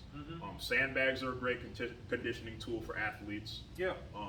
Tire flips have been around forever. You Yeah. just have to watch out for the chance of bicep tears. But great conditioning tools, great ways to engage and keep athletes hooked. You're creating a buy-in. You have an intense training method for them. It's kind of a win-win. When I was playing rugby, I was dabbling with forms of strongman training back then. So I was doing tire flips. Yeah. I was doing farmers carries. I've been doing those for a long time. So strongman training always has a place in athletics. Yeah. And now let's get to calisthenics portion. So how did you get so good at pull-ups? I just did them every morning. Oh yeah? Before I'd catch the bus to go to school, I was eventually at the point, I started doing like 6. I remember my first ever set of pull-ups, I just did 6 straight pull-ups. I was like 190 pounds like in my sophomore year, so I was a little overweight at the time. But I could still do 6 pull-ups, and I was like, oh, okay, just keep pushing and seeing how much more I can do. And then by the time I was getting ready to get out of high school, I was like 180 pounds, knocking out like 48 chin-ups. Holy shit. So I mean, it's if you want to get good at something, you got to do it. You know, you got to make those sacrifices and just commit yourself to that movement, that activity, and just go from there. Yeah, no wonder Bobby Lashley gave you props. Holy shit. Alright, so weighted pull-ups, how do you think they help in strongman and athletics? They're a great way to strengthen the upper back and biceps muscles without necessarily having to do lat pull downs and bicep moves. So they're a more time-friendly compound movement. And one thing that I didn't touch on is like when I was in my undergrad, I did 2 strength and conditioning internships, one with the Division I university and one with the Division II university. Okay. This is actually one of the tenets that I learned from them. I mean, at that time I was already good at doing pull-ups, obviously, but they provided a little bit more rationale as to why it was a good thing that I was so good at them, and why they would try to get their athletes to get good at doing a lot of calisthenic movements like pull-ups as well. But yeah, pull-ups are really good for strengthening the biceps. I mean, bicep tendon injuries are common in strongman more than any other strength sport. So if you can do an activity that not only reduces your risk of tearing a bicep, but also strengthens your upper back, conditions your upper back for activities like deadlifts, like sandbag carries and loads, or anything like that, cake carries and loads. You know, why not do something like that? Why not take the time to get good at that? And I've been seeing more strongmen in recent years actually incorporate weighted pull-ups, and that's actually a positive change that I like to see. You know, like I said, I don't really back focus then you were on like what, one of the few strongmen I've seen do weighted pull-ups. Yeah, I still am like, one of the besides few. people But like me who's not a strongman, but powerlifter doing the calisthenics and stuff. So yeah, I still am one of the few, but it's good to still see that more actually taking notice of the benefits of the movement. And more on that, what do you think on push-ups, dips? Pretty much the same push-ups thing. and dips, and how you got good at those too. Pretty much the same thing, just train them all the time. And what's your opinion on those exercises? Do you think it also helps for the weights and building muscle and stuff? Yep. Any activity And that you can stuff load on over time calisthenics, is, basically. yeah, any exercise that you can load with resistance over time is going to make you stronger. And do you think calisthenics alone, done the right way, could build muscle strength and fitness, especially if you don't have access to weights, or if you do weights the wrong way and calisthenics the right way, you're better off with doing calisthenics the right way? If you have access to nothing else, anything's better than nothing. Okay. A lot of people think that they need like a full gym to like get muscle and strength, and that's just simply not true. That's not true. And I found that out once that football coach said, you know what, you're not lifting with us. I had a good football coach too. He's probably gonna watch on this video, maybe not. But that one football coach who said no. I found out early on, before people even knew anything about anything, that you know what, you could do calisthenics at home. You could build muscle. You could get strong. Because after a year of calisthenics, I benched 220 pounds and I was deadlifting 405. So it helped. And I got a beach body and stuff. The other kids were like, damn, Tobi, you got huge. And so, and that was before people knew anything, and it was just from calisthenics. And it was just doing it throughout the day. So, and early research. So, like you, just early exposure to the right training and learning over time. So, the calisthenics works.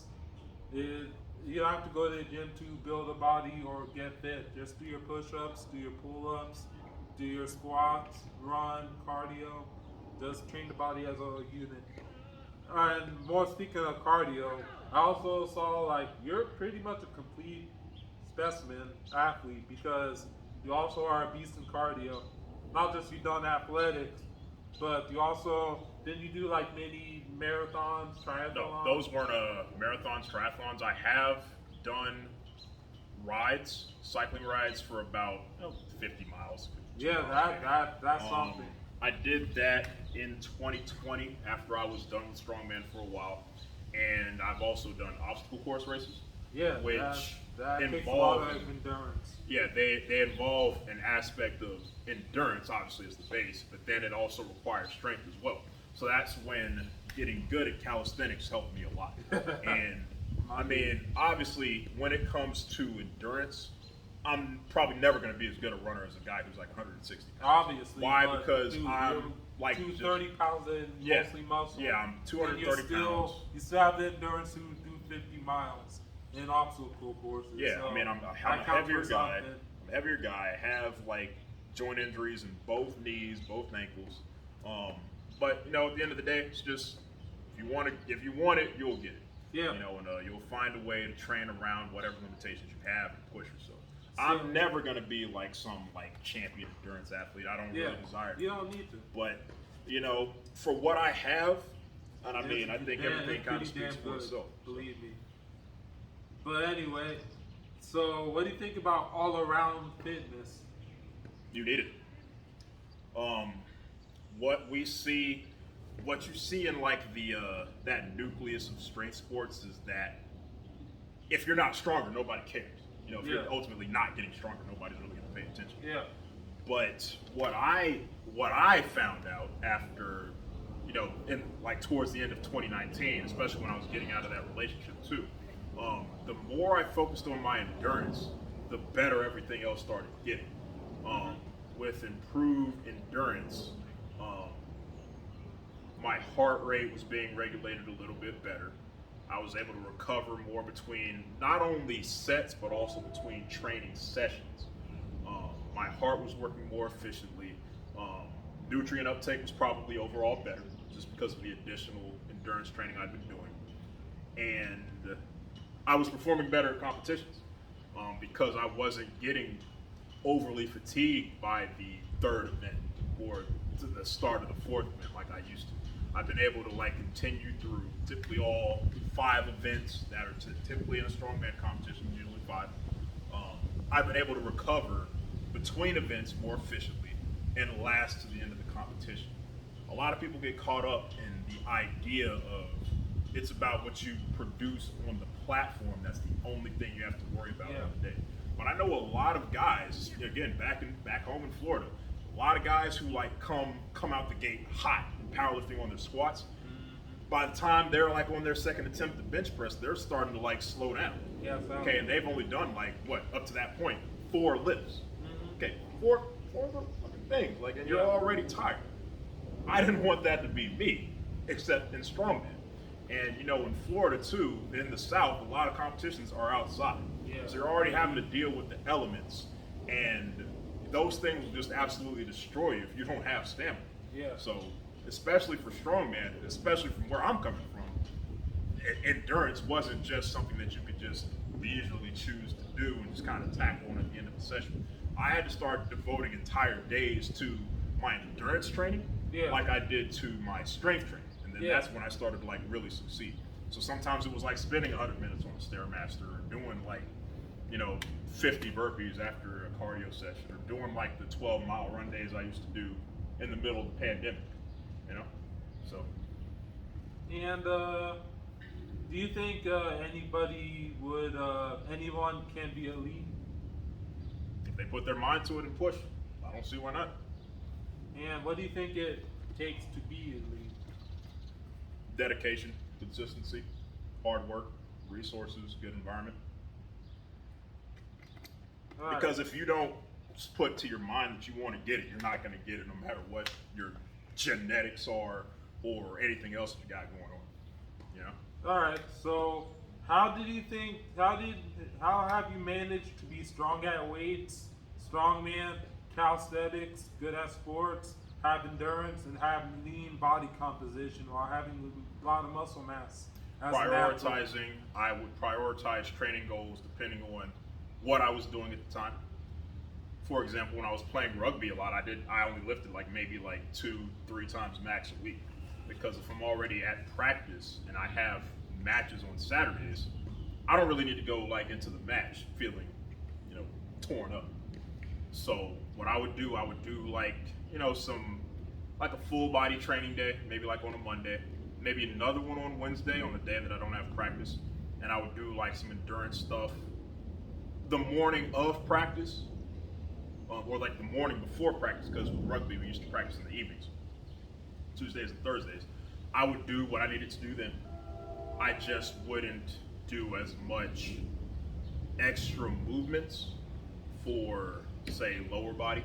I try to keep my legs fresh and healthy. Um, it's literally just prioritizing what you want at the given time. If, for example, I have an endurance race coming up, I might cut a lifting day in favor of like another cardio day. Yeah. I might throw in more cardio at the end of my lifts just to build my endurance while I'm already in a pre-fatigued state from like maybe 2 hours of training. So, and then from there, it's adjusting the calorie intake relative to my activity levels. And then once I have all that accounted for, then I can just like focus on the training and executing the goals that I have set forward for me at that time. Okay, so what are your thoughts on natural versus steroids? If people feel that they need to use an exogenous set of hormones to get to where they need to get, cool. Okay. Nothing necessarily wrong with that. But the thing that a lot of people lose sight of is, have they really maximized everything that they have, that they were born with? You know, it's like a God-given, like, just trait, characteristic. Have they really utilized and maximized all of that before they turn to the exogenous substance? Using Strongman as an example, again, I know a lot of guys in Strongman who used a lot of like steroids, but a lot of them, you know, upon like talking to them, even at the time I found out they were using drugs, they hadn't been training half as long as I have in general. Yeah. So they don't truly know like how to gauge their training, how to gauge their recovery. You know, they just wind up taking all the stuff, you know, blasting and cruising, and they get strong. They get absolutely strong. Don't get me wrong. Obviously. But it only lasts for so much longer after that. Yeah. You know, it's like, Because why what you have not? to do is just up the dose more, or eventually you chemically burn out. So. Yeah, and again, then you have no ability to produce testosterone naturally anymore. Yeah. And for me, I mean, you know, I don't want to like have, you know, like tiny nuts. Yeah. Obviously, I don't want to have like gynecomastia or anything like that. You know, I don't want to be like sterile, you know, incapable of having kids. Children. Yeah, there's things that I want. Yeah, you'd that, have to be on the drug protocol to have children. Yeah, I'd rather just be able to willy-nilly do my thing no matter what and still be capable of doing what I want as far as like training. It's always going to be more about how you train and how you use those resources to support your training versus just using steroids. Yes, it's going to take drugs at a certain level of strength sports to be successful. That's just the reality of the situation. The reality. But we are knowing more nowadays. People didn't know back then. Yeah, but it's like, at what point do you just say, hey, maybe if I just chill out for a few more years, actually learn how to train, how to recover, how to rest properly, how to program for myself? Why don't I take time to learn that instead of just saying, oh, if I shoot this, boom, I'll be good for a little bit, but it won't last like forever. Even me, it took me over 10 years to hit my prime. And right now, I mean, obviously up and down progress because life happens, injuries happen. And I've been doing this for 16 years so far, since I was 14. I'm 30 now. And I feel like I'm still stronger than I was at 29. And I feel like me being 30 and doing it 16 years naturally, I can still do it for another 10 years naturally. In fact, I feel like I could even do it 30 years naturally in total and still make more progress down the road. So I still feel like, even though it's not going to be a significant amount, but I know there's still more fight in me. Yeah. So there's really no rush unless you're one of those who, number one, have no other means of making money, or want to compete early, or want to achieve your goals now. You could just prove to yourself you've done it naturally at first, because there's a lot of natural milking you can do. Like me, I know I could do at least 20, 30 years naturally, and I'm still not going to take it anyway because I matured from those dreams. But you could do it as long as you can naturally, and then take the drugs, or just, I mean, you know what I mean. But anyway, And even me, the natural limit, like you said, there is no natural limit. I feel like I could still make progress, even doing it all these years naturally, more than half my life. I feel like I still have more natural progress in me left. And I feel like I could even surpass my best numbers if I continue not to get hurt and take it slow. But anyway, do you think anyone could get strong, build up muscle, or be fit naturally? Yep. Why wouldn't they be able to be? Yeah. Just train, see what you can do. Any little bit is going to make you better. And what do you think on the thought? What are your thoughts on the steroid-related deaths? That's exactly why I say not to use it too early. You know, if these guys weren't like blasting themselves full of all this stuff that they don't know exactly how their body's going to react to, they'd still be alive. I mean, it's just kind of sounds dismissive and maybe kind of rude of me to say that. No, but that's just it's the a truth. blunt, brutal reality, man. I know a guy back in Tampa who, at the age of 24, he had like liver failure. Yeah. And he was bald. I mean, 24. I mean, Yeah. come on. Like it's like Shouldn't a be quarter. happening. Like you haven't even had a quarter life crisis yet. You're already Yeah. falling apart. It's sad. Man. It's sad. It's sad in the sense that, in my opinion, it's kind of pathetic. You know, like Yeah. why? I mean, just as this guy was like a power lifter. I mean, it's And you don't make money doing Yeah. power. So No. why would you like sacrifice your organs? I mean, I guess he You know? just wanted muscle. He wanted to be strong, or Clout or chaser. maybe he had nobody telling him, or maybe he's one of those people tried telling him, and then he was like, "Oh, f you, I'm not gonna listen. Let me be big, bro. You're a hater," and then it happened to him. Yeah, Some I people mean- don't listen, so I mean, maybe I think too. Like his lifts were. I mean, he was a strong guy, yeah, obviously. but by like today's standards, I mean, he was like maybe benching 400 pounds, deadlifting about 700 pounds. I Yeah. think. All I lifts actually I've never done really more, talked to so. the guy. I just heard about it. But I mean, I hit the 400 benches of natural. And I'm Yeah, right me there. too. So, I hit 400 as natural competition, more than 700 in competition. So yeah, and the thing about us is that we both have functioning livers. yeah, exactly. You know, Both so if natural, you so. take the time, you're gonna get it. It's there already. It just Yeah. takes longer. And you have to do it correctly. So Yeah. I But mean, hey, 24 train years old. correctly. Man. You can't tell a 24-year-old. Yeah, shit. no, you I can't. was They'll 24. think you're a hater. We're all 24. You can't tell us anything at 24. They'll think you're hating. Or judgmental. That's the new word. But anyway, what's your thoughts on taking steroids for being the best? I mean, like I said, as far as strength sports go, there's probably going to come a point where you have to make that decision. But there are resources and tools, again, that you can use prior to that to get yourself closer to where you want to be. You don't have to default to using drugs just to try to get yourself to that level quicker. You know, there's Yeah. more to life than just lifting heavy weights. Yeah. You know, that's something a lot of people lose sight of, especially now. And Yeah. a lot of that just like comes down to social media and the attention that people get. So it creates Yeah. that false sense of reality to Yeah. where people are going to be doing things like, using copious amounts of steroids and Yeah, having to failing be livers. that cool lifter on TikTok or something. Yeah, a lot of those guys don't even exist anymore. Yeah, they come and go. Alright, so how about being what's your being the best healthy? I mean, no wait, is being the best? Do you think it's healthy to pursue of being the best at anything, or pursue of being the best physically, or at any sport or strength sports? Do you think the pursuit of being the best, even naturally, do you think it's healthy?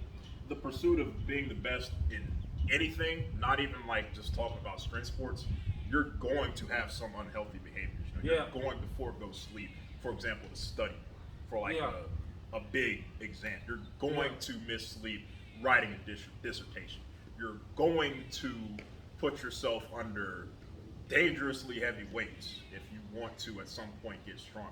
Yeah. There's always going to come a point where you're going to face in life some nearly insurmountable obstacle that's going to take a lot more than what your boundaries might allow at that time. Yeah. But you're going to have to slowly push or start working to push past that to get what you want. So it's for me, maintaining my health is important. Yeah. You know, as soon as I suffer some catastrophic injury, and let's say the doctor says, yeah, you can rest, but if you get under like 900 pounds or 1,000 pounds on a yoke again, you're going to risk, injuring yourself again. That's something that I have to like ask myself: am I willing to push myself to the point where I have to get under that degree of load again? Yeah.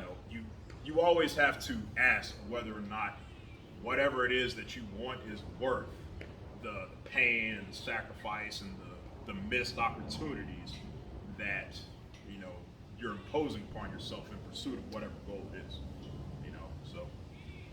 Okay, and more on that, being heavy, as in whether it's a lot of muscle, over 200 pounds, or high BMI, being heavy, whether it's fat, muscle, or obviously we could argue that if it's drugs, it's unhealthy, but even natural, being heavy, like as heavy as I am, I could say it's not the healthiest thing. And do you think just being heavy in general, or the heavier you are, muscle or fat, is not extremely healthy? Any amount of extra load that is placed on your body means that your cardiovascular system has to work harder. Yeah. The difference between muscle and fat is that the muscle may help with things like ambulation, movement, whereas the fat just makes those things harder. Either way it goes, the person is still going to have increased stress on the body unless they do a proportional amount of endurance training to offset those same bounces. A guy who's just like me, 230 pounds and muscular, is going to have no issues moving. But if I never did any endurance training, I'd be like huffing and puffing after I walk up like 2 flights of stairs. Yeah. So it's about like the balance. A heavier guy is always going to have to work harder than a smaller guy to get less for doing more. I have to do more endurance training than somebody who's like 160 pounds, because that 160 pound person doesn't have to move that extra 70 pounds. I have to move that. So I have to do extra training to be able to tolerate that resistance that I'm carrying. You see what I'm saying? Yeah. Like just relative to what that individual would have to do. So, I mean, just being heavy for the sake of being heavy, being heavy for a sport, I mean, cool while you're in the sport, just do what you need to do to make sure that you're healthy, it's safe. But I'm just telling you, as soon as I retire from Strongman, I'm probably going to drop like 30 pounds, man. I don't need to be 230 pounds for no reason, So. All right, so more on that. What is your thoughts on nutrition for bulking up or for cutting and for performance? I've always eaten to perform. I've never eaten really to put on size. Putting on size for me is just something that just happens. Sometimes I'll just eat more because what was your diet be like? Just whatever, proper amount of protein to facilitate muscle repair and recovery. Good amount of carbs for energy and fat source to maintain hormonal balance. Micronutrients to also support those hormones as well and facilitate boosts of energy, improved mood, other factors like that. Okay, so also, let me see. You ever do cheat meals or stuff like that? For me, I don't really think there's a such thing as a cheat meal because I generally eat whatever I want. I'm not gonna have like a day where I just binge. I mean, it's really not a genetic lottery, but at the same time, the way you train, I train very hard. So many calories. Yeah. There was a point when, because me watching you train in person, if I train the way you train and train like that every day, most can't handle. Plus, and what you're doing is not even, it's a fraction of, it's not even one of your craziest days anyway. Yeah. You would need all the calories you can get. But that's one of those things, again, it takes a lot of time and a lot of research and intimacy with my own body, in the sense that I know that if I eat like, say, if I eat like a whole pizza like 30 minutes before I train, I'm not going to be able to train. But if I eat a pizza the night before, let it just digest and metabolize through my body, I'm going to have increased carbohydrate stores for the next day, to where in the morning I don't have to really eat that much. I'll just take like maybe some multivitamins, have a protein source, a carb source, and a low fat source, and then I'm good to go for hours. It's like spending time knowing those little hacks about my own body is what got me to where I'm at today. And I've been doing that since I was in high school. Yeah, and obviously it worked. And what's your thought about going slow and steady? You have to, or you won't last. The people who take their time, spend their time, like I said, learning their body, learning how they react to a variety of training styles, how they react to endurance training versus strength training versus high intensity training or anything like that. The person who takes the time to know how well they metabolize certain nutrients over others, if they learn like what their macros might be for a certain day, and macro counting is just another dietary strategy. It's not the holy grail of anything regarding nutrition. The more time you spend learning yourself, you're going to realize what you actually need versus what you don't need. For example, I've used, since I came back to Strongman, I took a year off in 2021 just for like some professional obligations. But during that entire year, I just spent that whole time regaining weight and just relearning motor patterns. Yeah. I never once really tried to push for like a brand new PR.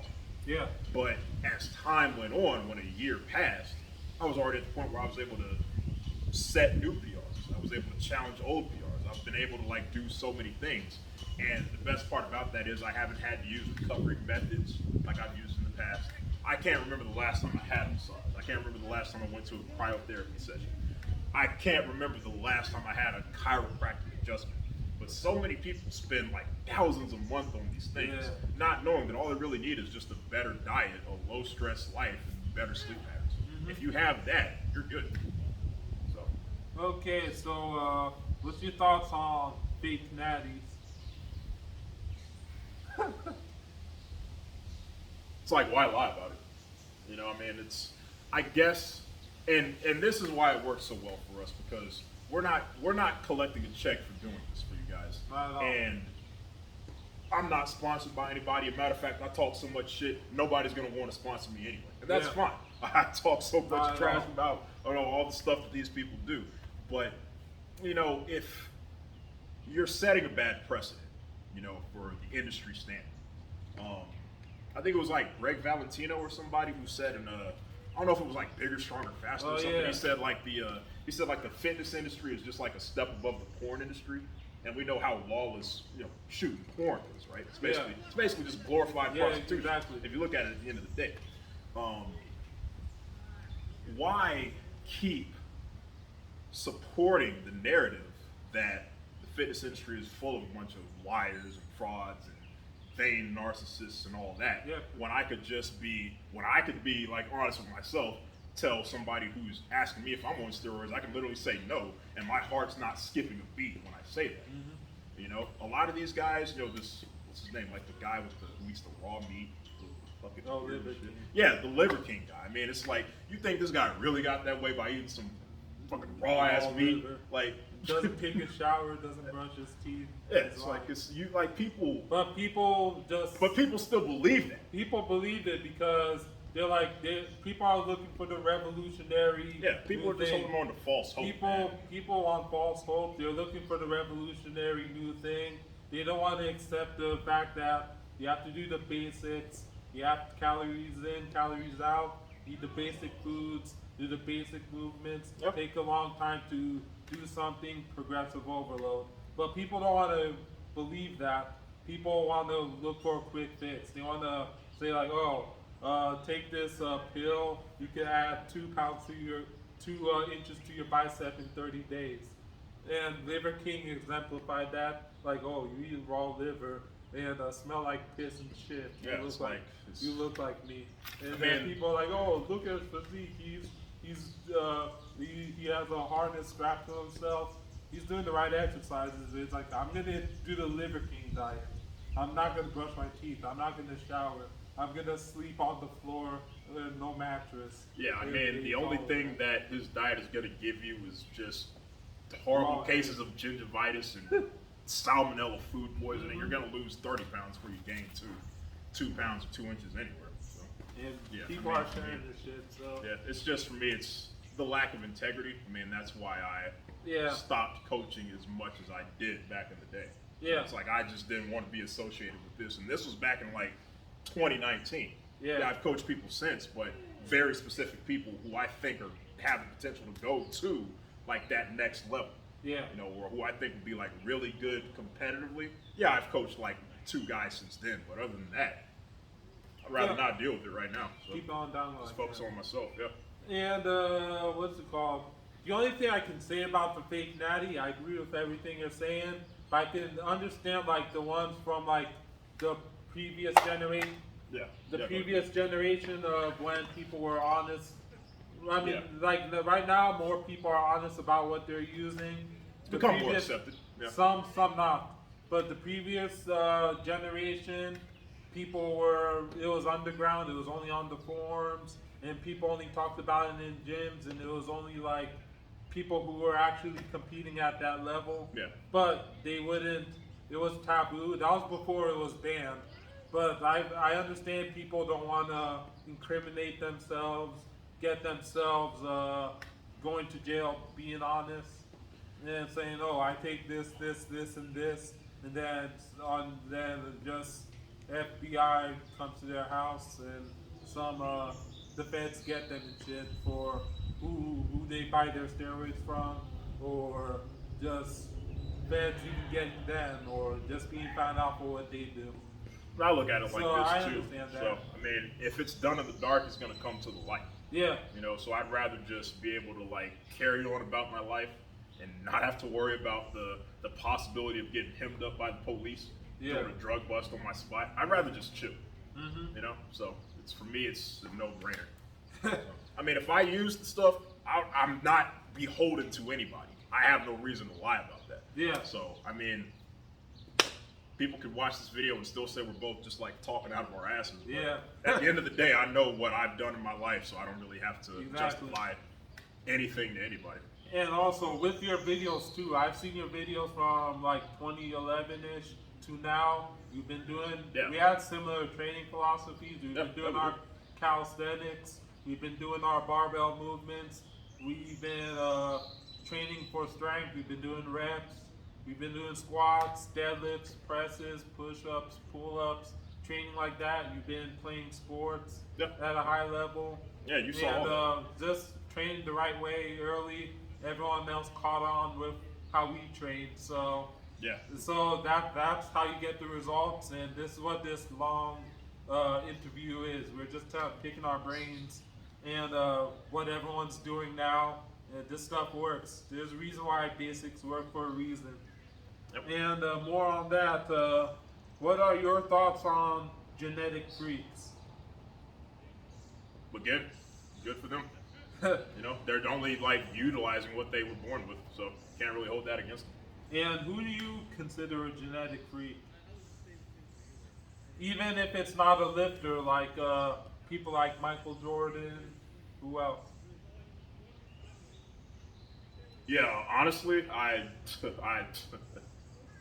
that's definitely a loaded question for me because when I say that I don't focus on anybody, I literally mean that I don't. When I pull up Instagram and I look at training footage, the only training footage I'm usually looking at is my own. Yeah. Like that's how so focused on what I'm doing. That's how narrow and firm There you go. my focus There is. you You freaking know, go. so I mean, some people have called me a genetic freak. I don't really think so. I mean, I just think I'm a guy who just persistently wanted to have something Listen to from your a young phone. age, Just and listen. I just sat out and pursued it. I mean, there were a lot of guys who were phenoms back in the day. You know, guys like Jesse Norris.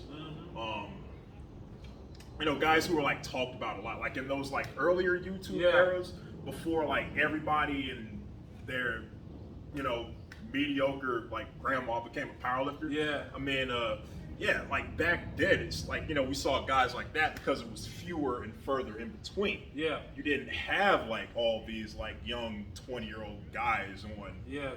like gallons of drugs who Yeah. half squat like 500 Songs and pounds, shit, so. like saying all this crap, Yeah. But like right now, I mean, I wouldn't know the one guy from the next, so they all kind of like blend together to me after a while when somebody shows me something. So like guys will show me a video and I forget about it like 5 minutes later. So And evaluate yourself, as in evaluate your own genetics. Evaluate yourself in general. Like, what do you have to say? to myself, like advice to myself almost. No, not advice, but like evaluate your genetics, evaluate your progress, just evaluate your mentality. Just evaluate how you got this far, and evaluate just your genetics, your progress. Everything over the past 15 and a half years has been on an upward trend line.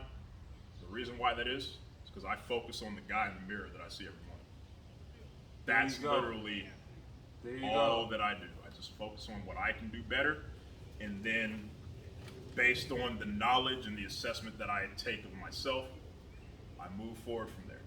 That's how we got. I mean, look at the size of this dude. You see his lips, and that's how he made the progress. Even when he was a teenager, when most teens focus on the people on TV, not people other than their parents, the best athlete in school, Joe was focusing on himself. He was focusing on being better than before. He was focused on his own progress. He legitimately focused on himself and what he could do to better himself over time. That's how he got to this level, and that's how he's going to continue to grow. And evaluate my genetics and progress. What do you think, based on what you saw over the years? Well, I mean, I guess going back to the genetic freak question, like, so when we like first found out about each other, I think like one of the first videos I saw from you was like you were like 18 years old and you had like a 585 sumo deadlift. Yeah. I was like, man, what? I didn't know deadlifts could go that high. Yeah. At that time, because I mean, my focus was never like purely on strength Yeah. until just recently, like within the last 5 years. So I mean, I saw that, I was like, oh shit, this dude is like something here. I'm like, man, people were saying stuff about me. I'm like, you seen this dude? Yeah. It's like, let me pull up a tape from Tobi. Like, it's like that's how I saw you at the time.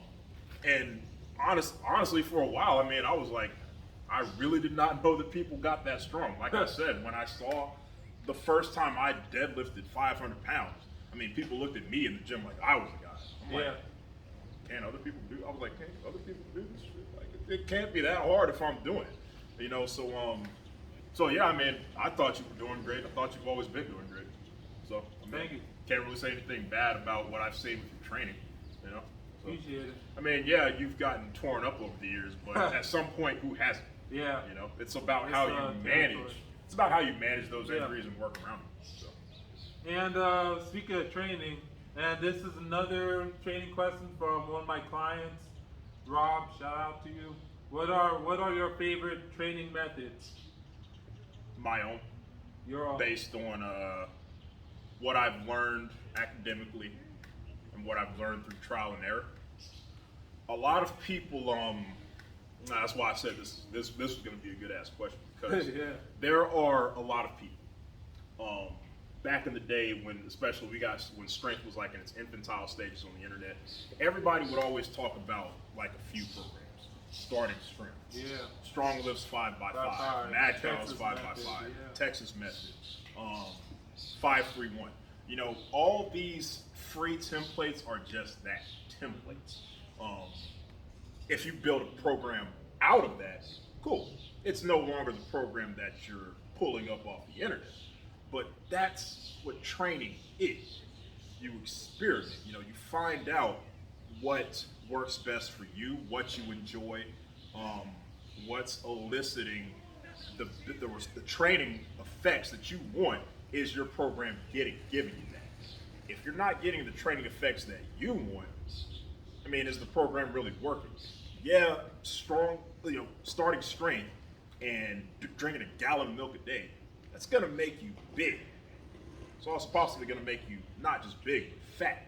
Yeah. But if you're just doing 3 sets of 5 squat, 3 sets of 5 bench, alternating press on certain days, and then you're doing like maybe 1 set of 5 deadlifts, and I think some variations of starting strength have power cleans. Yeah. I mean, how many rookies know how to power clean? Let's be honest, most rookies can't squat. I can't even, so. Yeah, a lot of guys who are learning how to lift don't even know how to squat properly, let alone do power cleans. So, yeah, it's good to have like a rubric. I'm not saying that a template is bad. If you can handle squatting 3 days a week, by all means, do it. Yeah. If you're not doing like any like long distance endurance training, like no running or anything like that, your legs can probably take squatting 3 days a week. Yeah. Especially if you're just doing 3 sets every session and no leg accessories. Yeah. That's going to get you very fundamentally adept at squatting, which when we got our starts, I mean, when I got my start especially, I was doing calisthenics every day. Yeah. So, same with me, so. yeah, so I mean, I was able to, my kinesthetic awareness, my proprioceptive abilities were effective. I was able to move very efficiently. I had good range of motion. I had taken the time to get my tendons strong in proportion to how strong my muscles were getting at the time. Does that mean that's the ideal way that I would train now? No, because I have a lot more stuff that I'm doing as far as life in general. And with training, I have very specific goals. I need to rest, I need to recover. So training like every day, especially with a much heavier frame now, is just loading the tissue in my body a lot more. So it's gonna tire me out more relative to when I was like 16, 17. I was lighter, I was younger. I was able to recover from those things a lot better. The thing that a lot of like strength elitists especially don't get about those programs like that is that you were there, like on some of the forums. If you would dare go against their freaking god Mark Ripto, you would get like trolled and flamed out of the fucking atmosphere. Yeah. But now it's like people have come to realize like, hey, that was just one method out of many. Yeah. People can develop more effective methods just by using that as like maybe like a guiding point and then going from there.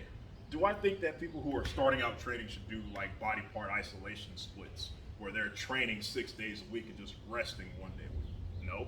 You can get more out of just doing like more of those compound multi-joint exercises with high frequency. But why not sprinkle in some endurance training in there too? Yeah. Why not sprinkle in some isolation? You know? So the thing about like exercise programs, the best program is the one that you're going to do, the ones you're going to buy into, the ones you're going to adhere to, the ones you're going to push yourself in and challenge yourself in. So that way you're actually progressing. Yep. You know? Plus, some people may not know how to do certain lifts, like I said before. Why not take the time to have them get proficient at things like, say, for example, if they can't do back squats very well, if they just can't squat well, period, have them do a goblet squat for a little bit. Yep. Have them build up that Build up comfort. mobility, so. Yeah, because especially nowadays, kids are less active than ever. I mean, we got kids playing out here, that's good form. Yeah. But, you know, a lot of those kids don't have the ability to put themselves in certain positions that they might have been able to when they were like a baby or like 2 or 3 years old. So why not take the time to address the people individually, help them correct those weak links in their movement patterns and how they train? Why not take the time to fix that? And then not only do we have better programs for people, we have people who actually like to train. These people don't feel like they're looking stupid when they're in the gym. That's why a lot of people like go to the gym like during New Year's, and then like 5 days in they don't want to go back because they feel like they look stupid and they feel like they're being judged. Are they? Absolutely. Because look at some of the shit. I'm just gonna say it how it is. Look at some of the shit that people post on the internet, like, oh, I don't want these new people in the gym. Like as if like somebody working out for 15 years makes them better than somebody who's only been working out for like 5 months. You know, it's kind of goes into a little side tangent. No, it's the truth. You know. You're speaking facts. I see it myself. It's been like that actually. Unfortunately, people just take something that we're supposed to enjoy, something that like they're like, oh, we're supposed to lift each other up. Let's just lift each other up. It It doesn't happen. It's all sometimes. fake, man. It's Like all it's. bullshit. I mean, whenever, and I say this too, like when I'm in like certain gyms. That's why I got to take a jab at some of these powerlifting gyms again. As soon as they start talking that little family shit, like, oh, we're all a family, we're this, we're that. That's when You're only like that to you gotta each other. look. You Other gotta, elite lifters, man. you gotta You pack only your like shit that. as soon as you hear that and find another gym because you're It's about to bull. get pulled in some BS. It's bull. It's BS. Ask me how I know. They're only like that to other elite lifters or Yeah. people who lift as much as them. Yeah, it's a dragnet. You don't want to be a part of that. It's like a little clique. Even if you're better than them, they may not like you because of that. Yeah. You know. So Exactly. It's like clique shit. So. yeah, the best program is the one that you're actually going to do. At the Yeah, end of the day. and you also realize that with experimentation, trial and error, and experience, you're just gonna you're gonna adapt to the program. You'll have to learn new methods. You'll have to just keep learning and keep growing, Yep. and then you'll keep learning on what works. You'll never find all the answers.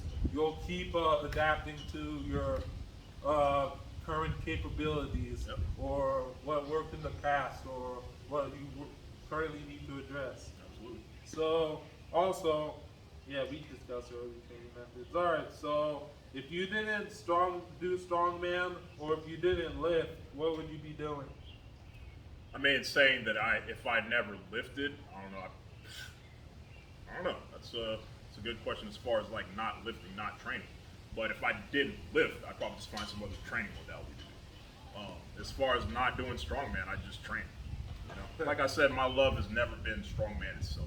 Like I said, I don't love it. Matter of fact, some days I don't even like it. Yeah. You know, but I've always loved training. I'm always Yeah. gonna love training. I'm always gonna do training. So I can't see my life without training.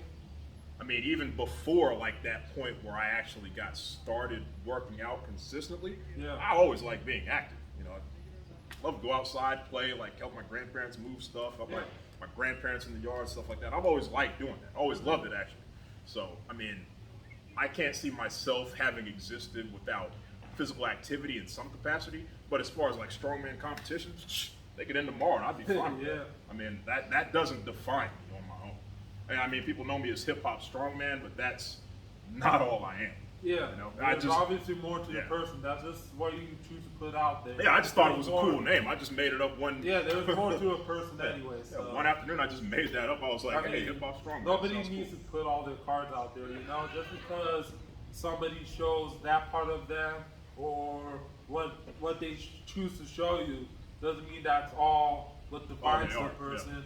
Or there's more to the person's world, or there's more to a person than what they are currently presenting or been presenting. Yep. There's more to the whole picture. Yeah, you know, I've been fortunate in life to be able to experience glory in a lot of aspects. You know, I've been a good athlete. I got two degrees completed by the time I turned 24. Looking at pursuing a doctorate here in the next couple of years. Oh, wow. I mean, strongman, for me, it's ultimately just a cool way to spend a Saturday, and that's it. You know. And speaking of doctors and stuff like that, good, you got your education and stuff. What was your favorite subject in school growing up? English reading. One thing that really defined me when I was younger was my curiosity. I think when it came to learning about things, Yeah. because I was able to read and speak effectively by the time Yeah, I you're turned 2 very years well old. spoken, very articulate. So. And that just came from, you know, taking books to my granddad and having him read to me. Yeah. So I was able to work on processing things very quickly from a young age. And that was always a gift that I had. I was always Yeah. good at spelling. Yeah. I was always good at I would writing. definitely say you know. literature. This whole conversation, you're like very deep, very articulate with your words and stuff. So Yeah, my family knew what they were doing when they made me. they did a good job, man. And so more on that. I mean, another thing which is kind of like douchey, but hey, man, this is why people work out. What do you think about getting muscles to get girls, or being shredded to get girls? It helps. I mean, you're gonna look different from most people. And I mean, in my experience, I've literally just gotten women because I looked a certain way. Yeah. Now, does that mean that they were right for me? Absolutely not, because their Yeah. attraction was only at a very surface level. Yeah. You have to work on yourself as a person. Yeah. You know, yeah, you're gonna get the types of women that you only attract with looks. I mean, what happens when you get hurt, or like let's say like half your face gets burned off in like a gasoline explosion or something? Is that woman really gonna still want to be with you if you look like Two-Face off of Batman? No, they're not gonna want to look like you. Yeah. Or they're not gonna want to like be with you like that. They're not even Yeah. gonna want to be seen with you. But that woman who you actually connect with personality wise, let's say I got shot in the spine and I'm paralyzed from the waist down. You know, Yeah. obviously my private areas don't work. Yeah. You know, I'm in a wheelchair for the rest of my life. But if that woman really liked you and really connected with you, it's probably gonna suck for her in certain aspects. But I mean, y'all will find a way through that if Yeah. you genuinely like each other as people. Yeah. You know, yeah, I'm not gonna lie. Like when I talk to a woman, the first thing I notice is how she looks. Obviously, If she yeah. doesn't train, it's probably not gonna work out. Yeah. I'm just gonna say that right now. You have to train. If you want to be in my life, you gotta train. Yeah. Because you Like, also you gotta gotta understand. understand Yeah, your you gotta lifestyle. understand like, you know, the amount of time that I've spent training throughout Yeah. my life. But beyond that, I've been with women who train. Yeah. And they're not all great people. Matter of fact, I mean, the reason why my performance from 2017 to 2019 was absolute trash as far as strongman went, it's because I was with a woman who trained, but who didn't value me as a person. Yeah. You know? But I mean, I've talked to like women for like 2 weeks before who put more into my training and more into me than she did in like a nearly 3-year Yeah. relationship. So it's not necessarily about like, say, physical attraction. It's important. You gotta like. Physical attraction. Yeah, you gotta be attracted to the person. I do think that's important, but it's far from the only thing. Yeah. And I feel like a lot of guys spend so much time focusing on how they look when it comes to women, is that they have no other skills when it Yeah. comes to women in general. And women can see that. If you don't know how to hold a conversation, if you can't talk about anything other than how you look, and the last time you went to the gym, I mean, I've seen that. I've talked to some of these guys at parties before. Like, you know, we'll be playing like flip cup or like, you know, like drinking a little bit, like laughing, having a good time, listening to the music, dancing. And then some guy will come out of nowhere and ask me like what my max bench is. And then he's trying to have like a conversation about training. And I'm just here like getting twisted, having a good time. I'm like, dude, I just want to party. Like, Yeah. why are you asking me this now? You know what I mean? Yeah. Like, you gotta have more than just how you look and what you live. Yeah. Because that's all, at the end of the day, just temporary stuff. We're not going to be like incredibly strong guys forever. Forever. So. Most of our lives, absolutely. But why not develop those other traits and characteristics Yeah. that ultimately mean so much more to other people?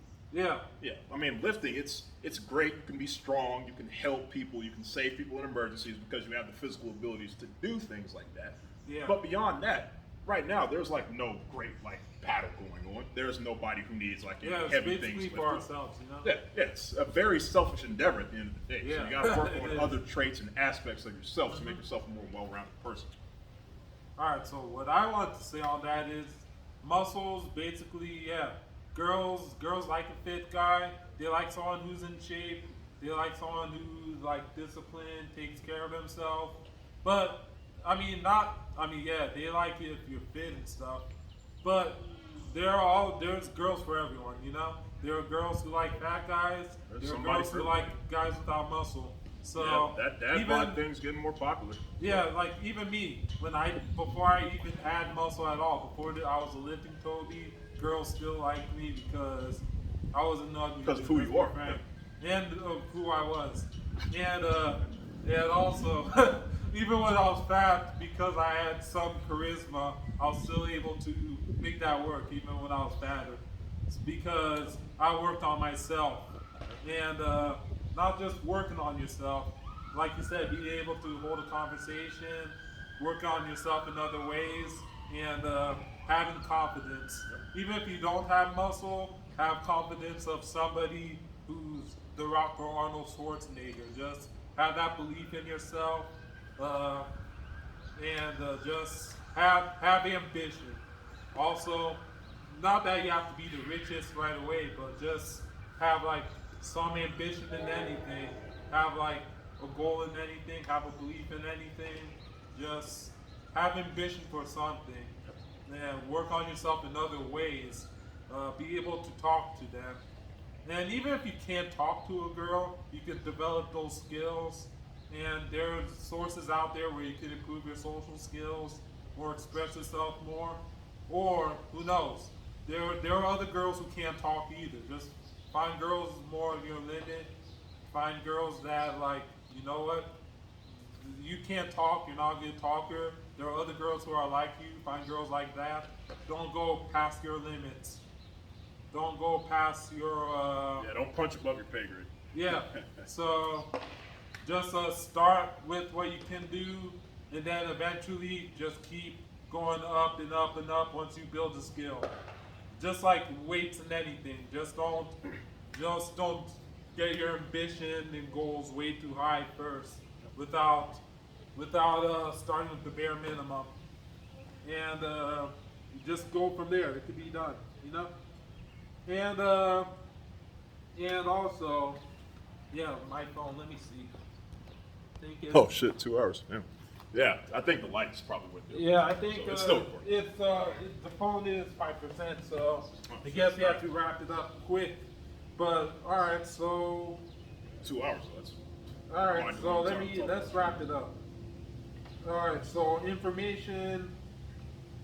In fact, what information then versus information now? What do you have to say about it? As far as just training information in general, Yeah. a lot of people made a lot of mistakes for the knowledge that a lot of these youngsters now have. You know, a lot of people had to realize that, say, maybe certain dosages of training, like training frequency, training volume, more isn't always better. Maybe less is more. A badge of honor amongst a lot of old school guys, you know, who I was fortunate to train with and around when I was getting my start.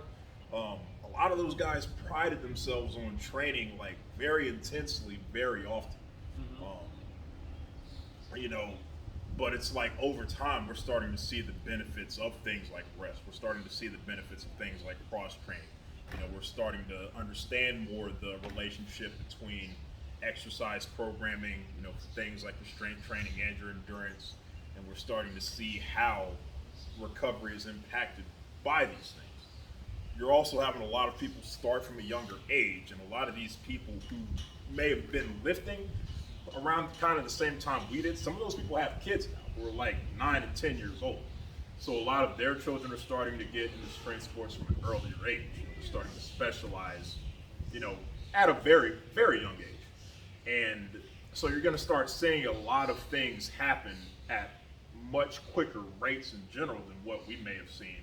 And we, compared to most who train today, we got an early start. Yeah. You know, we were already doing a lot of these things that, you know, 600-pound deadlifts, both of us were hitting that in like 2016. Yeah. And I mean, at that point, a 600-pound deadlift was still not very common, but it was becoming more common.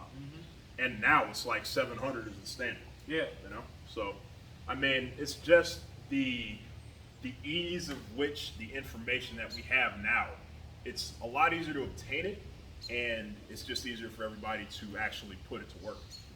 Yeah, and more on that, what do you think of the strength community then versus the strength community now? It's always been full of like elitists. Yeah. You know, except now you just have more.